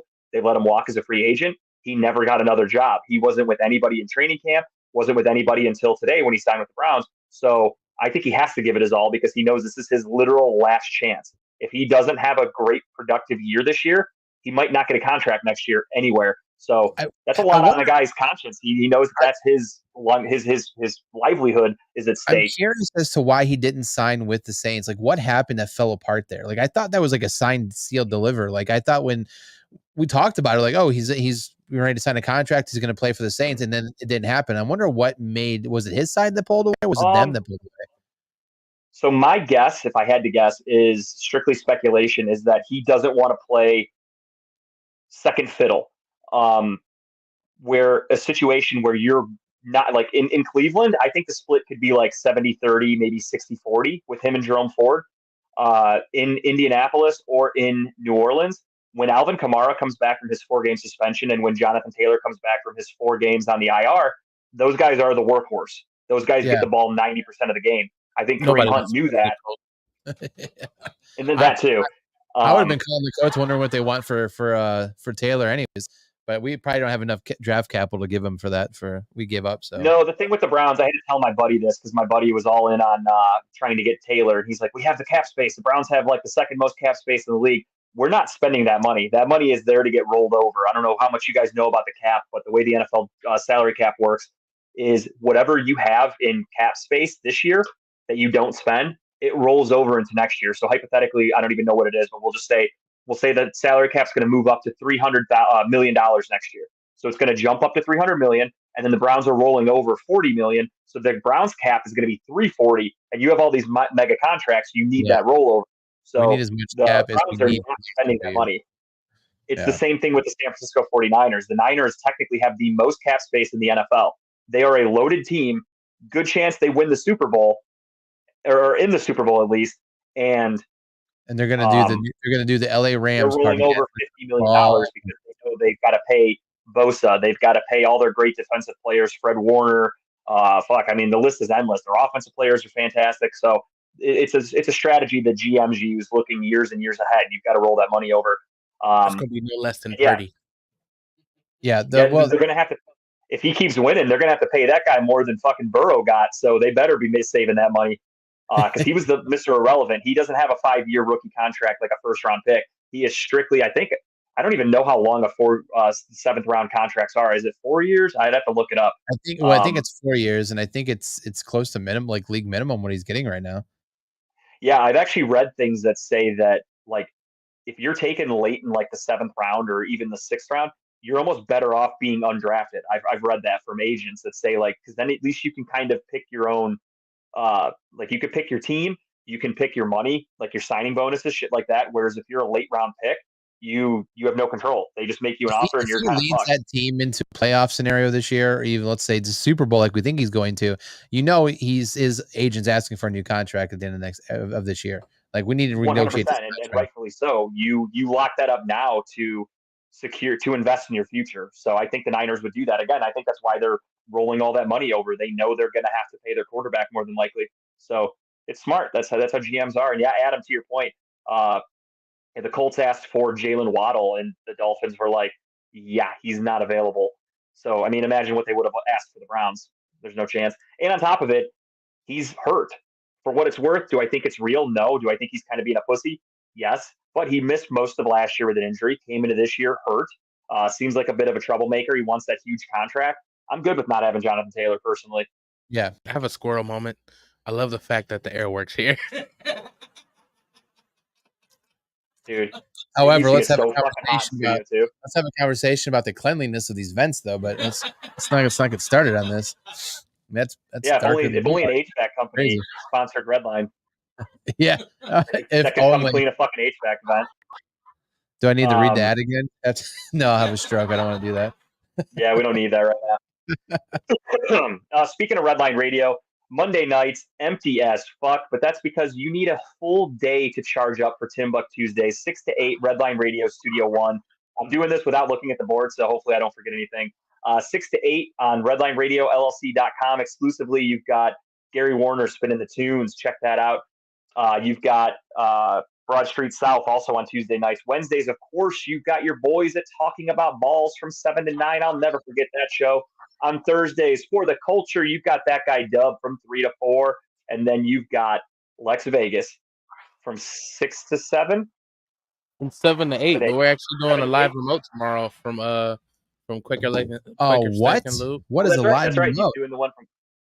Yeah, no, we don't get those anymore. By the way, had some issues on Friday, Tim, from the that shop. Forgot the name of it. Puffin Stuff. Puffin Roll. Yeah, Puffin Roll. Yeah, Puffin Stuff. HR Puffin Stuff. That was a good show. That was trippy as fuck. That was a user error. I wasn't. Was it okay? I think I know what you're talking about. H.E. Puffin Stuff. It's a great book. Is it a book? I have no idea, dude. I'm just making it up. It was a show. If you look it up, it was trippy as fuck. It was this big like yellow thing. I don't even know what the fuck it was, but Google it. It was trippy. Imagine like dropping acid in the 70s because I think that's when it's from. And seeing that, dude, you'd have fucking nightmares, but in the coolest way possible. Now I have to look it up while you're talking here because I'm curious. Yeah, definitely look it up. And then also on Thursdays, you've got our favorite show, at least mine, exclusively RedlineRadioLLC.com. Another one. You've got. Does the button work, Tim? I'll take it. There it is. I'll take it. You guys know what I'm talking about. Check that out on Thursdays. Speaking of that great man, Friday nights, you've also got. Check that out. Oh, I skipped Broad Street South on Thursdays, didn't I? I skipped one. We forgot to get the a bullshit thing in to get the we got to work on our sound bits here because we got some funny ones we could put in place of that. If I didn't get sick, I wanted to come up with some sounds, but I didn't do anything, dude. I watched so much TV. It's going to be disgusting. Wait till you hear my just a tip this week. And then on Saturdays in the morning, you've got Unscripted with sometimes Dave, sometimes Adam, sometimes Chipper. You never know who's going to be there. That's why it's unscripted. 10 to 12 from now Studio One because everything's got to be at Studio One. Dave did tell me today that the desk is expected to be ready for us by next week's episode. I want that on record. We are holding Dave to it. Hold on. He told What me was that that? today. What was that sound bet I said I wanted? Bullshit. He said that to me at the dinner. No, but Dave did message me today and said that, speaking of dinners, the guys from Steel City Running Lights, they were busting our balls that we still owe them food. I told them I would deliver them some food with a side of COVID on Sunday if they wanted it. But Saturday in the evening, you've also got TMI from 5 to 8. They're rolling 3 fucking hours deep. I love it. And then right after that, from 8:30 to 9:30, you've got Comedy and Cocktails with Jen. On Sunday morning, you've got Steel City Running Late from 10 to 12 with usually Chipper. And then who knows who else is going to be there. Dave was out of town, so he was not on the episode. It was kind of a weird episode to watch him and the other guy go back and forth a little bit. It's kind of an awkward show. It's like two guys lost in the woods. Bad. I watched it. I think they had a good chemistry together, those two. Yeah, that's cute. That's cute. Yeah, Lee did almost slip up. Everybody calls it Running Late, dude. That's such a good name. I'm giving myself a pat on the back for that one. That was funny as fuck when I thought of that. Sunday nights, though, you've got Loud and Local from 7:30 to 9:30 with Jeff, who just had Crystal Palooza over the weekend. He chimed in earlier with Lisa. Shout out to Jeff with Loud and Local. And that's what you can find at Redline Radio. Did I nail all those? You did. Was that from memory or did you actually pull it up? Swear to God, memory. I'm staring at my computer. I got nothing in front of me. I'm impressed. Way to go. That's it. Fuck yeah, dude. I look at the goddamn thing all day. HR Puffin stuff looks fucking creepy as shit. I just pulled it up. If you get a chance, like if there's YouTube, I remember watching it when I was a kid. Like my dad would play it or something. My dad was probably doing acid. I just had no idea. Which is this? Is this like the Barney before Barney type thing? Like this thing looks creepy. This is way before Barney, dude. That's truly like 60s and 70s, if I'm not mistaken. No, like, that's old. Like it's like a full like outfit like that. It looks like the early versions of Barney. Like he's walking around in a treehouse right now. I don't know if it was for kids though. I think it might have been like I don't know. I don't remember it. It's been HR 25 years since the Magic Path. Yeah, it sounds like a beginning of a porno. It was a hippie show, dude. It was back when people were smoking fucking hash and they're just doing whatever, listening to the Doors and shit. No, it's cool. Check it out. Go on YouTube and watch an episode if you get a chance. It's trippy shit. Creepy. Well, really quick, we gotta get moving here. Wow, we really got into just be bullshitting back and forth. Yeah, we did. You want me to run down the week 2 recap real quick? Give your voice a rest. Or I got everything pulled up here. Yeah, sure. Let's go. Yeah, I don't have the scores. I just got the victory. I don't care if you care about the scores or not, but we'll go through. I got them as long as you still see me now, right? I changed my. Yeah, look. I can see you. Okay, cool. Yeah, we'll go through really quick. Yeah, we got Eagles Vikings Thursday night game. Eagles over the Vikings. Close game. It was kind of what we expected, though. We knew the Eagles were going to win, but it wasn't pretty for either side. You know, I get 300. I knew Cousins was going to have a interesting game. I bet the under. I did not think that he'd have a 350-yard game like he did or whatever that he came out with. But I lost all my bets that game, so it was quite interesting. But definitely, what was he at? 3 touchdowns, 350 yards, I believe that game. 364 and 4 touchdowns. It's crazy to me, and still lost the game. Also, though, it wasn't as close as the score predicts or the score depicts. They scored a late touchdown and brought the lead within 1 score, but it really wasn't ever that close. Eagles pulled away pretty well in the second half, and that was kind of it. You got the Ravens. You got the Ravens over the Bengals. I do have the scores now. 27-24. Bengals, who are they? Do they have an identity this year? I don't know what's going on with them. I mean, Joe Burrow is definitely hurt, and I would not be surprised if he does not play for a while. It looks like he re-aggravated that calf injury. He clearly hasn't been himself. At the end of the game on Sunday, he was on the sideline, like grimacing. He looked in pain, and there's a lot of people that think he's not going to be playing, especially this week, maybe longer.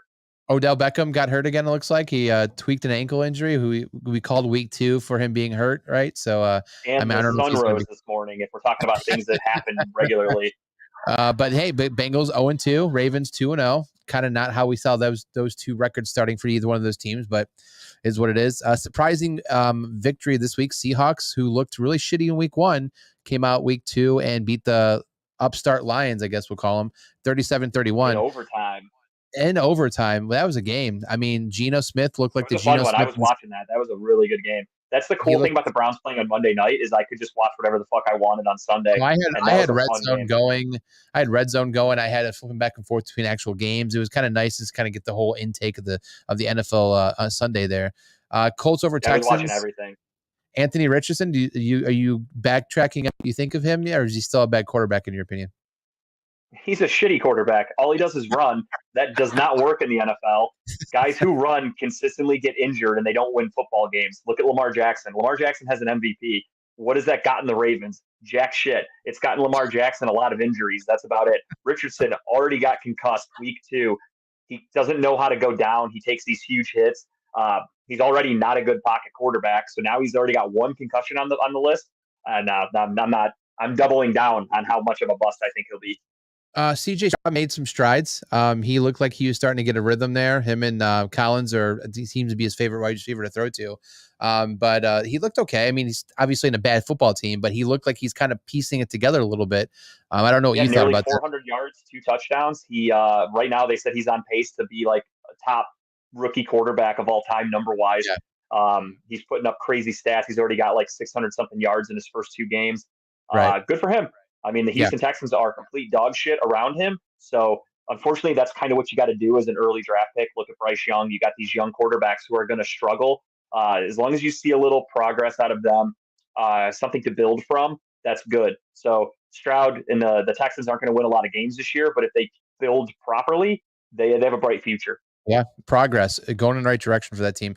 Don't look now, but the Buccaneers are 2-0 right now. They beat the Bears 27-17. The big talk out of that game, and I saw, I guess, a report today, is that someone asked Fields, like, why are you playing so robotic? Or and his response was coaching. I don't know what's going on. He goes, when I'm out there, he's like, I just want to play football. Like I'm thinking too much. I'm doing this, I'm doing that, and it kind of goes both ways. It's a similar situation to Watson and the Browns right now, where I don't know who to blame yet. The Bears defense is pure trash. One of the worst. Their roster is one of the worst rosters I've ever seen. I don't know if you saw the reports that came out today with their defensive coordinator. Yeah. No, they came out. I think it was yesterday. They came out. Today it came out where like he. Are you talking about the interview with Fields that you're talking about? Sorry. No. The defensive coordinator for the Bears abruptly today resigned. Oh, I did not see that. No, sorry, my bad. I didn't see that at all. And I don't believe there's fake stories going around that say like there was an FBI raid and this and that, but everyone's saying that he did not. Bo, why don't you take a typing class there, Pickett, with your small hands. I don't know what TRASB is. But anyway, no, he resigned today, and there's like people were trying to make a report that said that he what is it that the FBI raided him, this and that, but then they came out and they said there was no FBI involvement. It's quote unquote they're citing health issues. He's taken a step back from the team, but they're trash. That roster is garbage. I mean, they traded a second round pick. Trash? They're beyond trash. They traded a second round pick for Chase Claypool last year. This year they had the number 1 pick. Not that they should have taken Bryce Young, but they didn't need a quarterback, I don't think, but they just didn't really build a good team around him. Yeah. And overall, the roster for the Bears is shit. And funny thing about Baker there for that game, analytic people broke that game down and they showed that the Buccaneers technically, or like based on their stats and figures, should have won the game by more. That's how bad the Bears are. Like they left a lot of points on the field. So the Bears are a shit team. I don't know. Obviously, Justin Fields isn't making a good case for himself as not to be the blame, but he's also in a tough spot. So it's really hard to tell. They have a bad offensive line. They don't have very good weapons. Their defense is ass. It's one of those. It's a tough spot. I think just overall they're really bad. Because I do like Justin Fields a lot. I just feel bad. He's trying his best, but he's having to run the ball more than anything, And that's just he is a runner, but he's also a good quarterback. Decent quarterback. Let's give him an opportunity to win some games. But yeah, it's good. I don't think it's gonna get better for the Bears. In an interesting game where I think they're gonna be playing each other again in the playoffs. Chiefs over Jaguars 17-9. It was back and forth. It was an ugly game. It was back and forth, but yeah, that wasn't the prettiest game at all.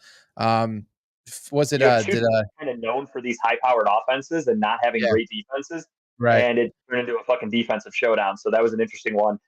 There were a lot of people that were like, "Oh, go ahead." I was say I will give credit to the announce team. They were waiting on some very nice Kelsey touchdowns to throw out some Taylor Swift references. Did you pick up on that? Did you Hey, hear they that? got one. I had a I had a Travis Kelsey anytime touchdown bet, so I'm glad that hit. But there Yeah. was another a lot of people that I follow that are bettors. They were like, "This game, take the over. Like we expect this to be over like 45 points, whatever." Yeah. And it wasn't even fucking close. So Couldn't. Yeah, I they lost couldn't move that the bet. ball. Uh, But yeah, good game. I like these. Sometimes these little defensive, tough, grinded out wins. They're fun. Yeah, I think they'll. I mean, I think the Jaguars are still going to be a good team.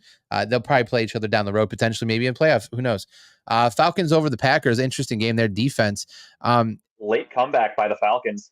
I did not see that happening. I thought I thought for sure that they would just go away. Packers would take the win. But their defense, the Falcons defense, okay. I mean, they're good on paper. Beyond Robinson, though, Jesus, man, did you watch some of the replays of his runs he had that game? That kid is Electric good. running back. He's damn good. Shame they have Desmond Ritter at quarterback because I think he stinks. Yeah. But Bijan Robinson's a great running back.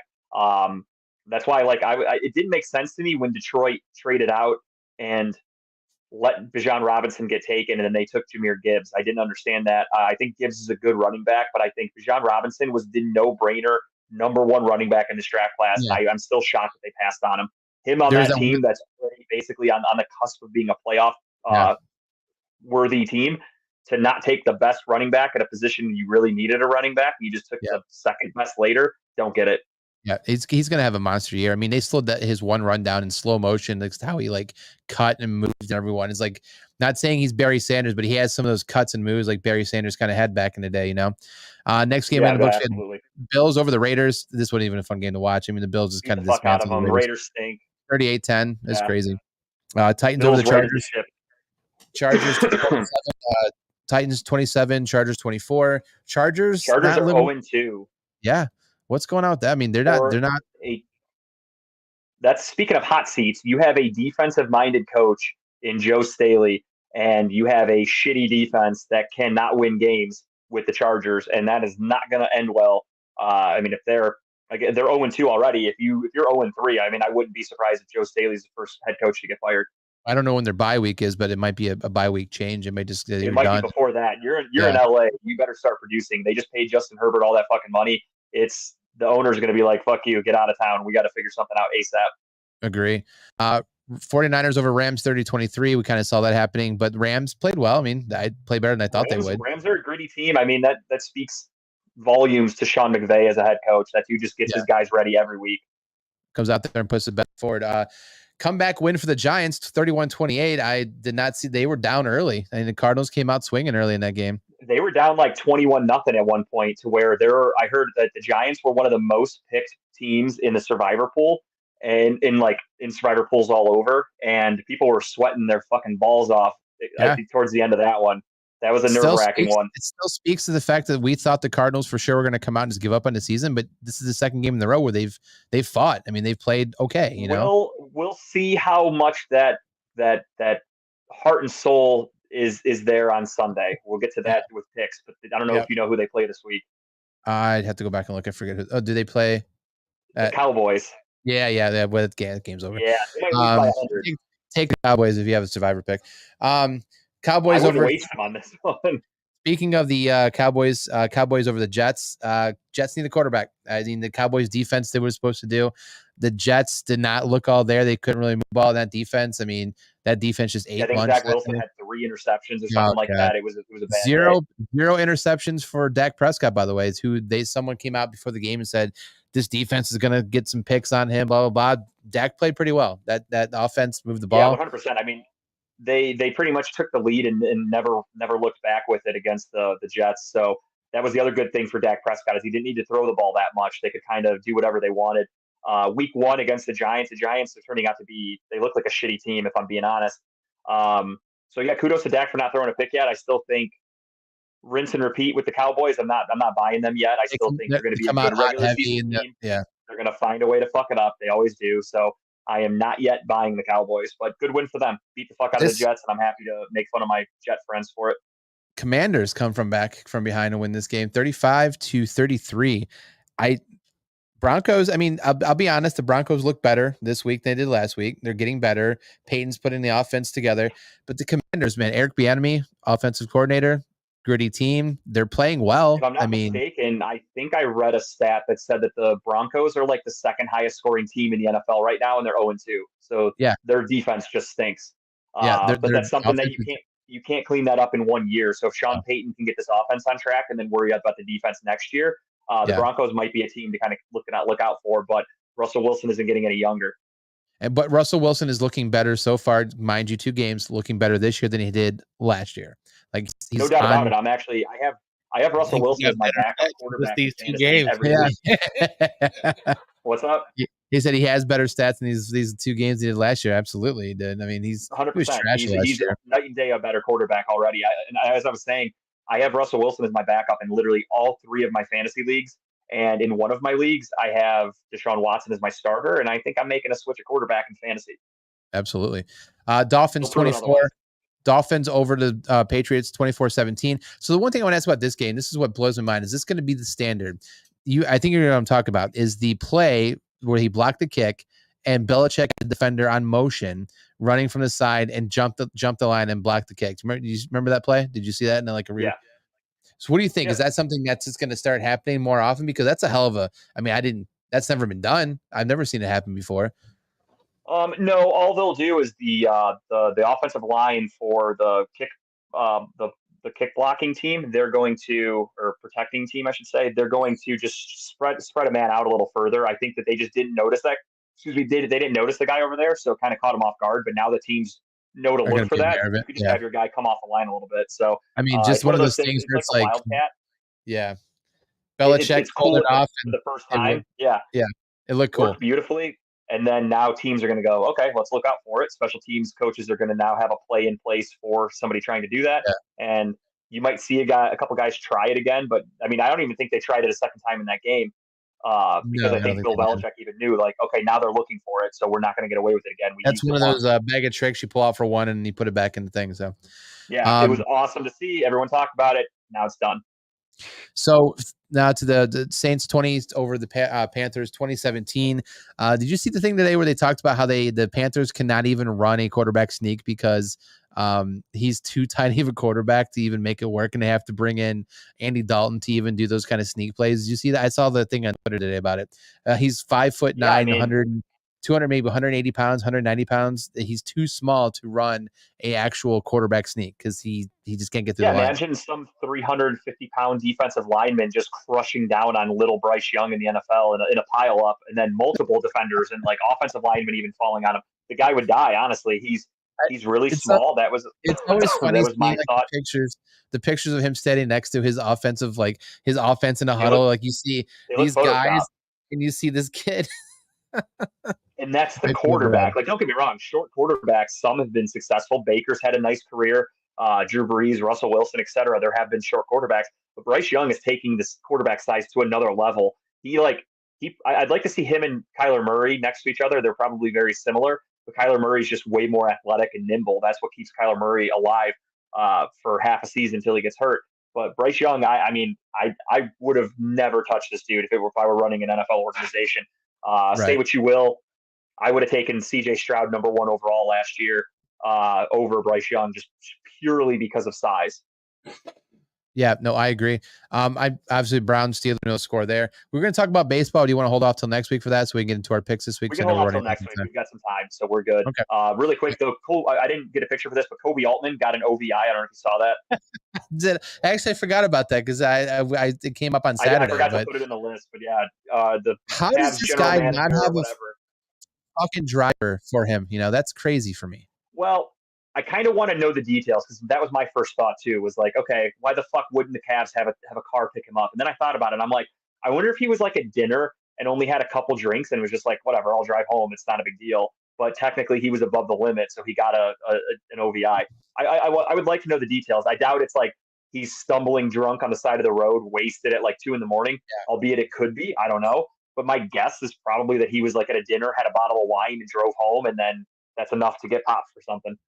So not fired, not in trouble. You think he's whatever? They just kind of water under the hell. You and I almost forgot to talk about it. Nobody's talking about it in the media. Yeah. It's nobody cares.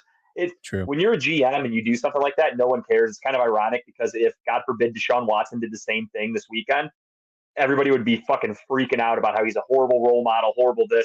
But you have a guy who's literally running the team who gets an OVI and nobody gives a shit. Nobody gives a shit. We're moving on.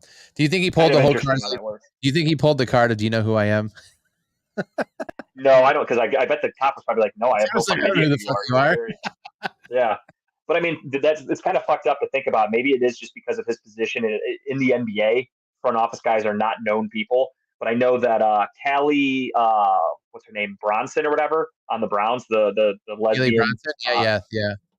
She got the DUI a few years ago, and everybody was just roasting her on Twitter, and they're like, they better fire her. What a horrible role model. So it definitely just goes on the type of person you are. Because she's a lesbian trying to make it as a coach, there are people that hate that, so they just want to bring her down because she got a DUI. Kobe Altman gets one. That same person guaranteed didn't even fucking know. So it's about the people, the public's perception. It's how media is, man. You pick and choose the moments you want to really highlight. You know, you just pick the things you get pissed off about. You like to hope that he has more common sense than to drive drunk. Most people, you hope, don't do that. Won't get in any accident or anything like that. But mistakes happen. People make mistakes. Nobody got hurt. No harm, no foul. It is what it is. Move on. Learn from it. Let's get into picks. And there's the score. Justin takes a 3-point lead here, 22-10. Kyle 19-13. Tim bringing up the rear, but only one game behind, 18-14. Tim, where'd you go wrong last week? Right. I like the rear. I could tell you where Tim went wrong. Tim took who did he take? He took Jacksonville over Kansas City. That hurt him. Yeah. That's about it, because you did take Washington and we took Denver. So that was really it, Tim. You had a pretty good week, honestly. I mean, Tim went 9-7. Winning the game was. Hey, we didn't do it because Justin had COVID, but I believe we will start the Survivor over. Yes, no, we didn't do it last week. Yeah, I think we're gonna. I was talking to my buddy about it. We got a request about it. Mike wants to restart it over again. I'm okay with that. We'll restart that for sure. I was just last week. I was way too sick. There was no fucking way. Kyle went 10-6. Tim went 9-7. I went 11-5 last week, for what it's worth. But let's get right into it with week 3, Thursday night football. I will start us off. I feel like we're gonna have a clean sweep across the board here. Is everybody hunting for gold in San Francisco? Because I know I am. Yeah, that's pretty much a given right there. I can't see the Giants having a chance. Saquon Barkley was ruled out also, if that helps. Yeah. You know how I feel about Purdy things. Yeah, I was pretty certain I knew who you were taking, Tim. Oh, the puns are amazing. You love it. You gotta love it. All right, next up we've got the not the Dirty Birds, the Shitbirds of Baltimore taking on the Indianapolis Colts. More than likely going to be Gardner Minshew, because it doesn't look like Anthony Richardson will get out of concussion protocol. Crazier things have happened, but he was out today, still in the protocol. It's rare that a guy comes back after 1 week. So my guess is it's going to be Gardner Minshew against the Ravens. And personally, I would love for the Colts to win because the Ravens can fuck off, but I got to go with the Ravens here. And I feel like we're going to have another clean sweep. Yeah, the Ravens. I don't see how the Colts have played well, but the Ravens are a little better than the teams they played recently here. So yeah, give me the Ravens in this one. Unfortunately, Tim, what you say? I love it. Give me Baltimore. I love hearing that, Tim. Thank you. Next up, we've got the Falcons at Detroit. The 2-0 Falcons, are they real? The 1-1 Lions, are they posers? I'll let somebody else start. Whoever wants to take the reign. Yeah, I've got to think that they bounce back this week from that loss against Seattle. So give me the Lions in this one. I think the Lions take the win. As much as I want to row right now, I have to go with the Dirty Birds. Dirty Birds. I do think that the Lions will have a stronger game this week. Not that it was really bad. It was just I just think the Falcons are playing pretty tough. I do think the Lions are going to play tough because it is a home game for them. So okay. All right, so you're going Dirty Birds though, right? I am going Dirty Birds. Shout out to Dub. Okay, I wanted to make sure. I didn't want to write the wrong thing down. I'm going with Detroit myself. I do think being at home, I think they're going to be pissed off the way they lost last week. They're going to kind of want to go out and prove some things. And I don't think the Falcons are that good. I think the Falcons have just been victim of an easy schedule so far. So give me Detroit. Next up, we have the New Orleans Saints 2-0 taking on the 1-1 Green Bay Packers. The Packers can score. Jordan Love has, I think, 6 touchdowns, 0 interceptions. Can that continue? And the Saints are 2-0, though. Their offense kind of looks shitty. Derek Carr looks kind of lost at times, but they have a really good defense. This is a tough one. I'll let somebody else go first because I truly don't know. Tim, what do you got? This is a tough game. I got to toss up, and I think I'm going to Saints. Going the Saints. I'm gonna go ahead and put the figurative cheese head on right now because give me the Packers. I think like you said, Love's off to a great start. I think that they can score when they want to. I think they're only going to get better as the season goes on. I just don't trust the Saints. I think the Packers take this one. Oof. I'm with Kyle. 50-50 game. Give me the home team. I got to go Green Bay. Yep. That's just how my brain works. I go with the home team. That little bit of home field advantage is enough in a 50-50 game, in my opinion, to push the needle 51-49. So I got to go with the Packers. No home field advantage needed here. I think the Jaguars are going to have their way with the Texans personally. So I'm going with the Jacksonville Jaguars to bounce back at home against the Houston Texans. Fuck the Texans. Does anybody want Houston? No. That was Could I get a sexy little roar, though, for the Jaguars, Tim? Just tradition. Oh, shit. I'll take it. That is I will name my take nipples it. right now. I loved every second of that. You're a big boy. I love it. More animal matchups here. We've got the Denver Broncos against the Miami Dolphins. Let's go. Tim, I'm letting you start this off. I can't do it. I'm trying to do a dolphin noise. Snowflake, baby. It's like a dolphin dying over there. Give me the Dolphins here. Until otherwise, I does can't. Anybody want the Broncos? Yeah, I can't pick against. Yeah. Until I see them lose, I'm taking Miami. They look like Dolphins are just a fun team to watch play. I mean, they're just fun to watch. You know, Jalen Waddle is probably going to miss the game, though. I think he's also in concussion protocol, but I don't think that'll matter against the Broncos, especially being at home. Next up, we've got the Los Angeles Chargers. The battle of the 0-2s, Chargers and Vikings. Somebody has to come out a winner, you assume. The way Kirk Cousins can sling it lately and how shitty the Chargers defense is, I have to think if this turns into a barn burner, give me the Vikings. So give me the Vikings. Taking the Vikings. I'm just hoping that the Chargers get it together this week, knowing that they're better than they fucking played. I'm gonna go Herbert. I'm going Herbert and Chargers this week. Okay. Tim? I mean, don't get me wrong, the Chargers offense is having no trouble scoring. It's just their defense stinks. I was a little late on that, but it's okay. I like it. I couldn't hear anything. I'm sorry. He's trying to find dolphins. He's trying to find dolphins. So you can I'm sorry. What was the pick for these? You got Chargers and Vikings. Give me the Vikes. Woohoo. Doesn't waste their time there. On a lonely island by himself with the Chargers. It's all right. It's all right. Making my comeback. Next up, you've got the Jets and the Patriots at New York. 0-2 Patriots, 1-1 Jets. Bill Belichick has not lost to the Jets since 2014, I believe. Yeah, and with that, and because I think that Bill Belichick just enjoys beating the shit out of the Jets, give me the Patriots in this one. America. Fuck yeah. Fuck yeah. The Patriots get Jack Jones back to practice, which is huge for their defense. When you're going up against a shitty quarterback in Zach Wilson, I think Bill Belichick just owns Zach Wilson. He's in his head in the worst way. I think it'll be a low-scoring, ugly affair, but I think the Patriots are going to pull it out. I guess Dave's just giving us his picks. I love it. Dave said, fuck the Steel City Renegades. He's giving his picks now. Bills at Commanders. Bills 1-1, Commanders 2-0. Do the Commanders stay undefeated, or do the Bills even their records out at 2-1? I think Buffalo does that. I never like to go against my name, but I'm going against this game. Taking the Bills? Yeah, I think that's a smart move. Yes. The herd of Buffalo running through. He's getting ready to charge over here. Yeah, give me the Bills here. However, I think it's be closer than people think. I think the Commanders are not a bad team. But yeah, give me the Bills at the end of the day. Let's do it. Next up, we've got the Carolina Panthers against the Seattle Seahawks. For me personally, I think, does anybody want the Panthers? No, I honestly believe that the Seahawks are going to eat this game. Their defense is good. That poor Seahawk, I think, needs to go to the vet. Does not sound healthy. He's got a broken wing over here. because they barely win. Does anybody want the Cardinals? No. They're facing the Cowboys. I mean, I think it's going to be, again, a fucking blowout. Dallas for everybody. I think the defense is going to score more touchdowns than the Cardinals do. So There's a very good chance here. Poor Josh Dobbs. I feel bad for him already. I also feel bad for me having James Conner in one of my fantasy leagues. It's going to be ugly this week, but can't win them all. I'm 6-0 right now in 3 leagues, so got to lose sometime.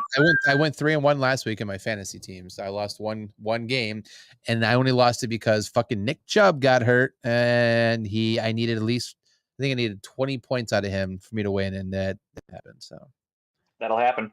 Wah, wah, wah. Bears at Kansas City. Does anybody want the Bears? Give me the Chiefs. Same here. You can't see it, but He's chopping the air right now. He's chopping. Okay, yeah, I'm sorry. I'm on a different page, so I can look at the schedule, so I can't even see the screen anyway. Sunday Night Football. What a piece of shit game this is. Steelers and Raiders. Who the fuck would want to watch that game, honestly? I know some people in our chat are going to watch that game right now. 2 garbage offenses, 1 okay defense, and then a shit defense. I don't even know who to pick in this one. I kind of want to just think the Steelers because fuck the Steelers. Give me the Raiders. Fuck them. It's in Oakland, right? Or Vegas, I mean. Yeah. Yeah, give me the Raiders. I mean, Kenny Pickett's just such a piece of shit quarterback. He's so fucking bad with those tiny little hands. He's probably going to get him stuck in a slot machine or something, so he might not even be available on Sunday. So I'm going with the Raiders. The Raiders. Tim? I don't even want to pick this game. I know, isn't it? This is the prison inmate game, and it's Sunday Night Football. How is it not flex? This game fucking sucks. But the one cool thing that I'm looking forward to is I'll get some good sleep because I don't have to stay up and watch this hunk of shit. I have no Raiders and I have no Steelers on any of my fantasy teams. This game can go fuck itself. NBC, you are not getting a rating out of this guy because I am not watching that shit. No Nelson rating out of you? I'll find something else to watch. What are you picking? I picked the Steelers. He picked Steelers. So we lost our person over to this running lates now. No, I figured Dave in the chat, so he's trying to piss a little ass. Boys, that's true. We've the first 3 weeks of picks, one of us has picked the Steelers each week. That is very true. I don't like that. That's a thing, but hey, you know what? I respect it. We're in it to win it. It is what it is. Fuck the Steelers, though. I am going with the Raiders because this is kind of a 50-50 game. That offense sucks. Go light on the punishment for me this year, guy. Go light on the punishment. both teams stink, but at least it's in Vegas, so give me the Raiders. And then Monday Night Football. Who we'll see there. What's that? So we know who we'll see there. Yes. Yeah. Monday Night Football, another doubleheader, another primetime game for the Eagles. They take on Tampa Bay and the Buccaneers. What are you guys picking here? I'll let somebody else go first. I know who I'm taking. I believe Baker's going to have a coming down to earth moment here. I think the Eagles are going to hurt him a little bit. Give me the Eagles in this one. Yeah, I think reality is going to set in for old Bake. They're not facing the Bears this week. The Bears. Yeah, give me the Eagles. You're taking Philly as well? For a hot second, I was thinking the Bucks just because these are the type of games Baker wins. Like it's because you just took the Steelers, so your mindset is in like, hey, let's make another shitty pick. So you're like, I got COVID brain right now. No, I'm picking the Eagles, but I love it. If they do pull it out, just know that I called it because these are the games Baker is supposed to lose and he wins. True, very true. Next up, though, the late game, if you will, 8:15, the Rams at Bengals Monday Night Football for the doubleheader. Last time a Monday night game was in Cincinnati, somebody died, so hopefully that doesn't happen again. Well, here's a fun fact. The first 3 Monday night games or whatever, or the first 2 of the season, I think one last year, it's all been major injuries. Something bad. No, I saw that DeMar Hamlin died. Aaron Rodgers tore his Achilles. Yep. Nick Chubb had that gruesome injury. So let's hope this doesn't continue, and let's also hope it doesn't happen to a Bengal or Baker Mayfield. I mean, definitely not trying to speak that into existence. So You know how you with are. that being said, Do we know if Burrow's out, or is he out for sure, or we don't know yet? no, we don't know yet. So I'm not even putting an asterisk on it. I think if Joe Burrow is looking as shitty as he's looked, this Rams defense is going to be all over him. They've been playing very good football. Their offensive line sucks in Cincinnati, so I think Aaron Donald's going to have a fucking feast. And Sean McVay shows up. He gets his team ready to play. So until I see otherwise from the Bengals, they have no life in them. I'm going Rams. Yeah, I'm gonna go Rams here too. I just can't. The Bengals are not the Bengals. I don't know who they are, what they're doing this year. But yeah, I think the Rams have shown the first 2 weeks that they're gonna play football. Are you? Oh, okay. Tim has his dick out, slapping on the microphone right now. You can't hear it, but you probably heard that smacking sound, right? He's trying to ram you with it. He's picking the Rams. Is that what that he's means? trying to ram you with his dick right now. That's his way He's of ramming his dick into the monitor. But yeah, so give me the Rams. I think he took the Rams as well. All right. Dick ram. And that gets us to our last game, the Browns against the Titans. I've already written down who I'm taking because I know it's going to backfire, but I'm taking the Browns. As I said earlier in the game or in the show, we'll recap, so I don't need to do a lot of preview here. What I think is going to happen is they have a really good – oh, Dave, you're late. I already said that. I said the Staley's on the hot seat, bro. I said it earlier. The defensive line of the Titans is really good. They're going to have their way with our offensive line. They're going to be in the backfield. They're going to cause problems. We're going to have trouble running the ball. They have a very good run defense. However, their secondary and their pass defense stinks. So this is the game. This is where the offense needs to figure their shit out. I think our defense is going to be okay. I'm not worried about the defense. Derrick Henry's going to have himself. He's probably going to get some good yards. He's a great running back. My main concern is shut down Ryan Tannehill on the ground. Ryan Tannehill's a good scrambling quarterback. Shut him down, and I think you have a really good chance to win this game. And offensively, again, as I said, Deshaun Watson needs to let it loose, let it rip. Kevin Stefanski open up the playbook a little bit. Their secondary is trash. My bet stamp pick for this week is none other than Amari Cooper gets a touchdown. And I forgot to do it earlier in the game, but my second bet stamp pick is our first touchdown scorer for tomorrow night. Give me Christian McCaffrey. Those are my two bet stamp picks this weekend. Christian McCaffrey, first TD scorer tomorrow. If I'm not mistaken, Tim, I sent you the picture. I don't remember it. Yeah, there you go. You got plus 325. I love those odds. I'm doing that all day for McCaffrey. He usually is their first touchdown scorer, so I'm doing that one. And then for the Browns, it's early, so there's not a lot of options up there. That's the best part about using BetStamp is I can go on there Sunday morning when it's closer to kickoff, and it's going to show me more options for Amari Cooper touchdown because right now it's only DraftKings plus 180. Dave, if Cade York kicks the game winner, that would be fucking incredible because he's not even on their active roster. But, what do I know? And so those are my two BetStamp picks for this week. You guys can, of course, play along at home with us. Use our link. I will post it again. And take advantage of all the fucking free money before it goes away. I can't imagine it's going to be there forever. So I will post that link, and I want you all to use it. But give me the Browns in this one. I like it. Yeah, I'm going to take the Browns too. And the reason being is because I just can't imagine at home we don't get something going, right? I'm excited to see what's going to look, the offense is going to look like with Ford, with Hunt, how they're going to use them. I assume and I'm hoping that Watson does not second guessing himself again, and the offensive line has holds the line a little bit better for him this week too. Defense is going to eat. I think the defense is going to continue to do what they do, and I think all we had to do. I think the final score is probably my guess 21. I'd say 21-14, close, but I think we pull the win off. And my two bets for this week. I did take I said Jerome Ford touchdown. Right there, you got I think it was at Barstool or Bet 365 plus 125. I got him scoring the ball. He's going to get enough chances to score the ball this week, so I'm going to take that bet. And my next bet, which I'd sent over to, I believe, is for those who don't know, it's a big fucking game Saturday night. We got Notre Dame versus Ohio State this Saturday night. We're going college.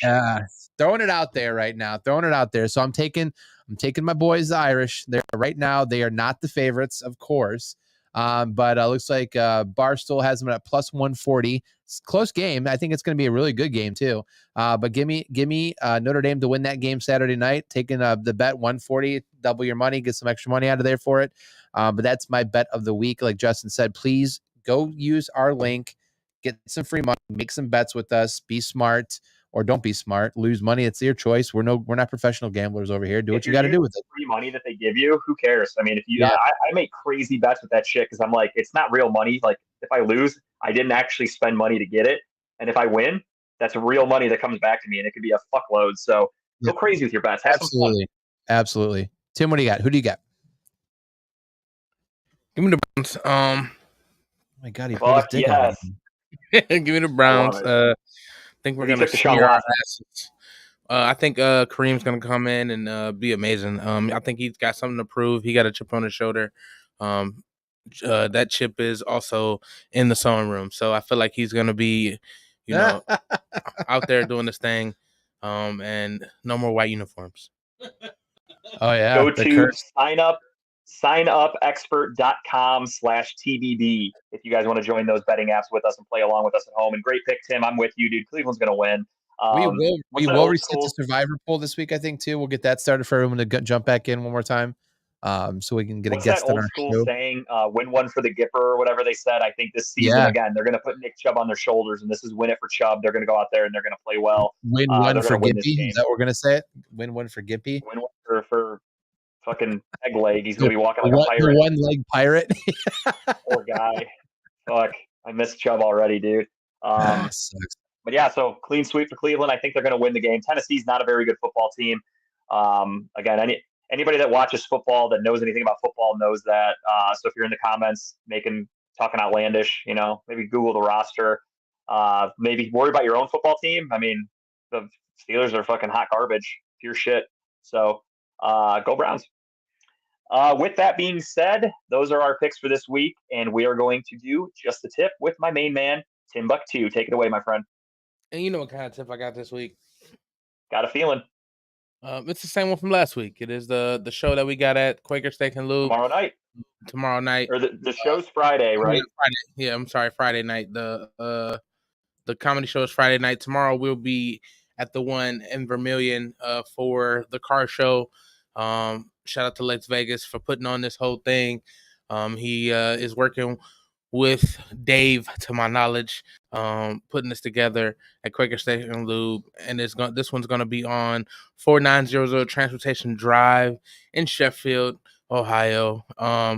It's a clean comedy show, clean comedy night. It's gonna be me, John Armstrong, Melissa Logsden, and Nancy Abraham, who runs another room here in Parma Pit Stop on Thursdays. It's gonna be a great show. John Armstrong is hilarious. Melissa is hilarious, and Nancy is a riot. I mean, like, they're all great comics. I'm the weakest link, and that says a lot. It's gonna be a really good show. I'm already thinking about which way I'm going. I might even leave fat jokes out of it. Like, that's how I'm going. I'm coming different, and I think that for itself is gonna be fun for me. It's gonna be fresh. And I think it's going to be a good time. I'm going to eat a ton of wings and then get on stage with a whole bunch of wing stains on my shirt. But that you're not going to be clean then. I don't get it. Right. I like that. One way or another, you're not going to have a shirt on, so I think it's going to be okay. Well, there's supposed to be kids there, and I don't want to traumatize them yet. Oh, true. Never mind. I mean, if I lose this whole record thing, I might get my nipples pierced, so it will be even worse. No, but I think it's gonna be a great time. It starts at 7, which means it probably starts at 7:30 because there's still black people a part of this. That's fact. But I know it's gonna be a full house because everybody loves to eat. And why wouldn't you come to a free comedy show where you can get some grub? I agree. Oh yeah, go check that out 100%. Yes, and then Dave, tomorrow, I guess you're working on it because I found out today that you were working on it. That's that classic patented red line radio communication. Slow and steady gets the race. Oh, my tip of the week is a book. I've been reading some books lately. And this one is, I think, something Justin he's either read or he's going to read. Killing the Mob. Have you read this one yet, Justin? Let me see it. Is it a Bill O'Reilly? Yep. No, I actually have not. I You did just you get a would book this week. I got one called El Narco that I'm going to start. It's all about like okay. narcos and cartels and stuff. I'm excited. I think you'd love this book. So basically, it just goes through the history of the mob in America. It goes through from the start, back in the Get your 30s, panties out of a bunch, Dave. the 30s, the Yeah, 40s, the dude, 50s. he's feisty in the chat today. Um, Dave, no talking during my tip, please. Thanks. He's like, I know Kate York is on the roster, dude. Come on. But anyways, it's really cool. I mean, the mob's amazing, right? Just learning about how influential they were back in the 60s during JFK's election, the Teamsters Union, how influential they were in Hollywood, Dean Martin, all these connections. It really goes into detail about this. One of the not the coolest, but one of the things I learned today as I was finishing the book. You remember the Lucia Ball at I Love Lucy show? Her and I think Yeah, of Desi course. Arnaz, her husband. There was a hit put out on him. Ricky. What's that? Ricky Ricardo. Yeah. Yeah, Ricky Ricardo. There was a hit put on him by the mob. So back in the 60s. Lucy? Yeah. Lucy at home. There was a hit put on because he was making a show called The Untouchables, a TV show. And the mob did not like how they were being portrayed on TV. So the mob put a hit on him. And the only way the hit went away is when he sat down with not Dean Martin, sorry. Not Dean Martin. Where am I looking at? Who's Blue Eyes? Frank Sinatra. Frank Sinatra, yes. Sat down with Frank Sinatra on a person of the mob and basically said, what do I got to do? What do I got to do to make this so you guys are okay with it? Because back then, the mob was stopping certain truck unloads. They were stopping the Teamsters Union from going and helping unload the stage. They were going after sponsors of the show, not unloading their product on the docks. Like they were going after it strategically to hurt him, right? And he's like, I need to get this show off the ground. What can I do? And they're like, well, we need you to stop portraying Italian Americans as like just basically spaghetti eating mobsters. I want you to put an Italian in this show that actually is Italian. They and it went back and forth, but they talk about like in detail about how he came that close to getting basically whacked because of this whole thing and how big the mob was and probably still is. But it's a good book, Justin. I think if you probably get into it. It's a good detail. It made me go back and look at Wikipedia to kind of see some of the stories and the backstories of some of these people. It talks about J. Edgar Hoover and how he didn't want to acknowledge the mafia back in the day, right? And then Bobby Kennedy came along and basically forced him to have to get involved in fighting the mob. It's a great book, so highly recommend it if you like that kind of stuff. I will definitely check that out. I love anything mafia related. Like I said, I'm reading a book about drug cartels, anything mafia, cartels, shit like that. I am infatuated with it. I have my bookshelf behind me is full of books about the mob and shit. So definitely I'll check it out. Absolutely. Thanks for watching, Dave. And thank you, Julie, for checking in for the first time. That's my aunt. She asked me this week, she's like, how do I check out your show? She's a big Cleveland sports fan. So her and my uncle, I'm sure, were laying in bed watching it. I appreciate them watching. Thank you guys. Them tuning in. Yeah. The show is much better when I'm in studio and there's not like a delay and an issue, but I think we did a really good job. We're professionals. We made it work, but next week we'll be fully intact. It's all going to be good. My tip this week is because say again, Tim, I'm sorry. I don't feel like the delay was that much of a problem, but then you just no, I don't think so either. I thought we put on a great show today. So we did. I feel like I'm on the Manning cast right now, and you know my feelings on that. So I hate myself for being on a fucking little box right now. But my pick for this week, or my tip, is the show Deadwood. I've always wanted to watch it, and I kind of forgot about it. And when I had COVID, I was like, no time like the present to start it. And this is where it gets embarrassing and kind of sad. There are 36 episodes of Deadwood, probably about 45 minutes long each, and a movie. After the show ended in 2016 or something like that, they made a movie, maybe earlier than that. They made a movie in 2019. And you watched the movie too? I watched all 36 episodes and the movie, and I think I started the show on Friday afternoon sometime. Holy shit. I watched about almost 40 hours of Deadwood in the weekend. I finished the movie and the show yesterday. I watched like the last 3 episodes, and then I finished the movie last night because I'm stuck in the basement while I have COVID. So I've just been watching fucking TV, and I watched a ton of Deadwood, way too much, and I watched the entire series in a weekend. And it's a good show. It's about for me, Seth Bullock. I think Bullock was cool. Really? I mean, could this show be solved by a Blue Chew? Nah, it could be. No, unfortunately, these guys were rock hard. There were a lot of Al brothels around there. Swearinger was by far my favorite character on that show. He Just he irritated me because of how much he swore. It like got annoying after a while. Like really, he just said fuck with every other sentence, like maybe more, like sometimes 2 or 3 fucks in one sentence. Don't get me wrong, I like swearing and all, but he overdid it. And like I got kind of irritated by him, and I kind of at one point I was like, I kind of hope someone kills him off. He's a great actor. Dave and I used to watch this when we lived together back in the day, and we used to have like a cocksucker count, like how many times he dropped the word Dude, they say cocksucker in an episode. cocksucker so much. It's so hilarious. Like it got to a point where that's just what it was. And I think in like season 2, they purposely wrote it in just because that's what he's known for, right? Screaming a cocksucker across the bar. I think for me, second place, close second for my favorite character is Charlie Utter. I really like Charlie Utter. Yeah, yeah. He was an old badass. Like he didn't fuck around. I really liked him. I've never actually seen Justified, either of them. I know they just came out with a new remade version. Gotta watch it. Surprisingly, when this ended, because I do like Timothy Oliphant, I added it to my list as probably one of the next shows I'm going to check out because I think I'll enjoy it. I do like him a lot as an actor. Start with the first Justified, obviously. Yeah, fantastic. He's a fantastic actor. Obviously, he's known for John Wick, stuff like that. He's a great actor. But just the amount of times he says fuck in every sentence kind of for me got old. But really good show. I enjoyed it a lot. It takes place in the Old West, kind of like not even the West, but it's like the upbringing of the gold rush in what is it, North Dakota, I think it is, or South Dakota. South Dakota. So it was just a cool show. It shows them they're in saloons all day, they're in brothels. It from what I read, it is extremely accurate as far as telling the story and the way it depicts everything. It's all very well done, very historically accurate. So really good show, really fun. I liked it a lot. I hated Calamity Jane. I don't know why her character just irritated the shit out of me. Seeing her naked in like season 2 where she got nails, like kind of weird to me. Didn't do it for me. I'm not gonna lie to you. I could have done that. That's when I got. That's why they called the show Deadwood, because I could not get hard for days after I saw her naked.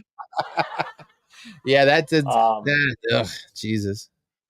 It was a good show, though. It was a fun watch. I'm happy I saw it. I almost wished I didn't watch it in 3 days or whatever, because I could have enjoyed it more if I stretched it out. But it was very good. It's a show I'll probably go back and rewatch again just to look for things I missed. But thank you guys all for watching. That's going to do it for us. I think we're all done, right? You guys have nothing? We're good. Great show. All right. Thank you guys for watching. On behalf of everybody at Talking About Balls, Cleveland, that was for you. Bye, everybody. See you next week. Detroit. Bye, guys.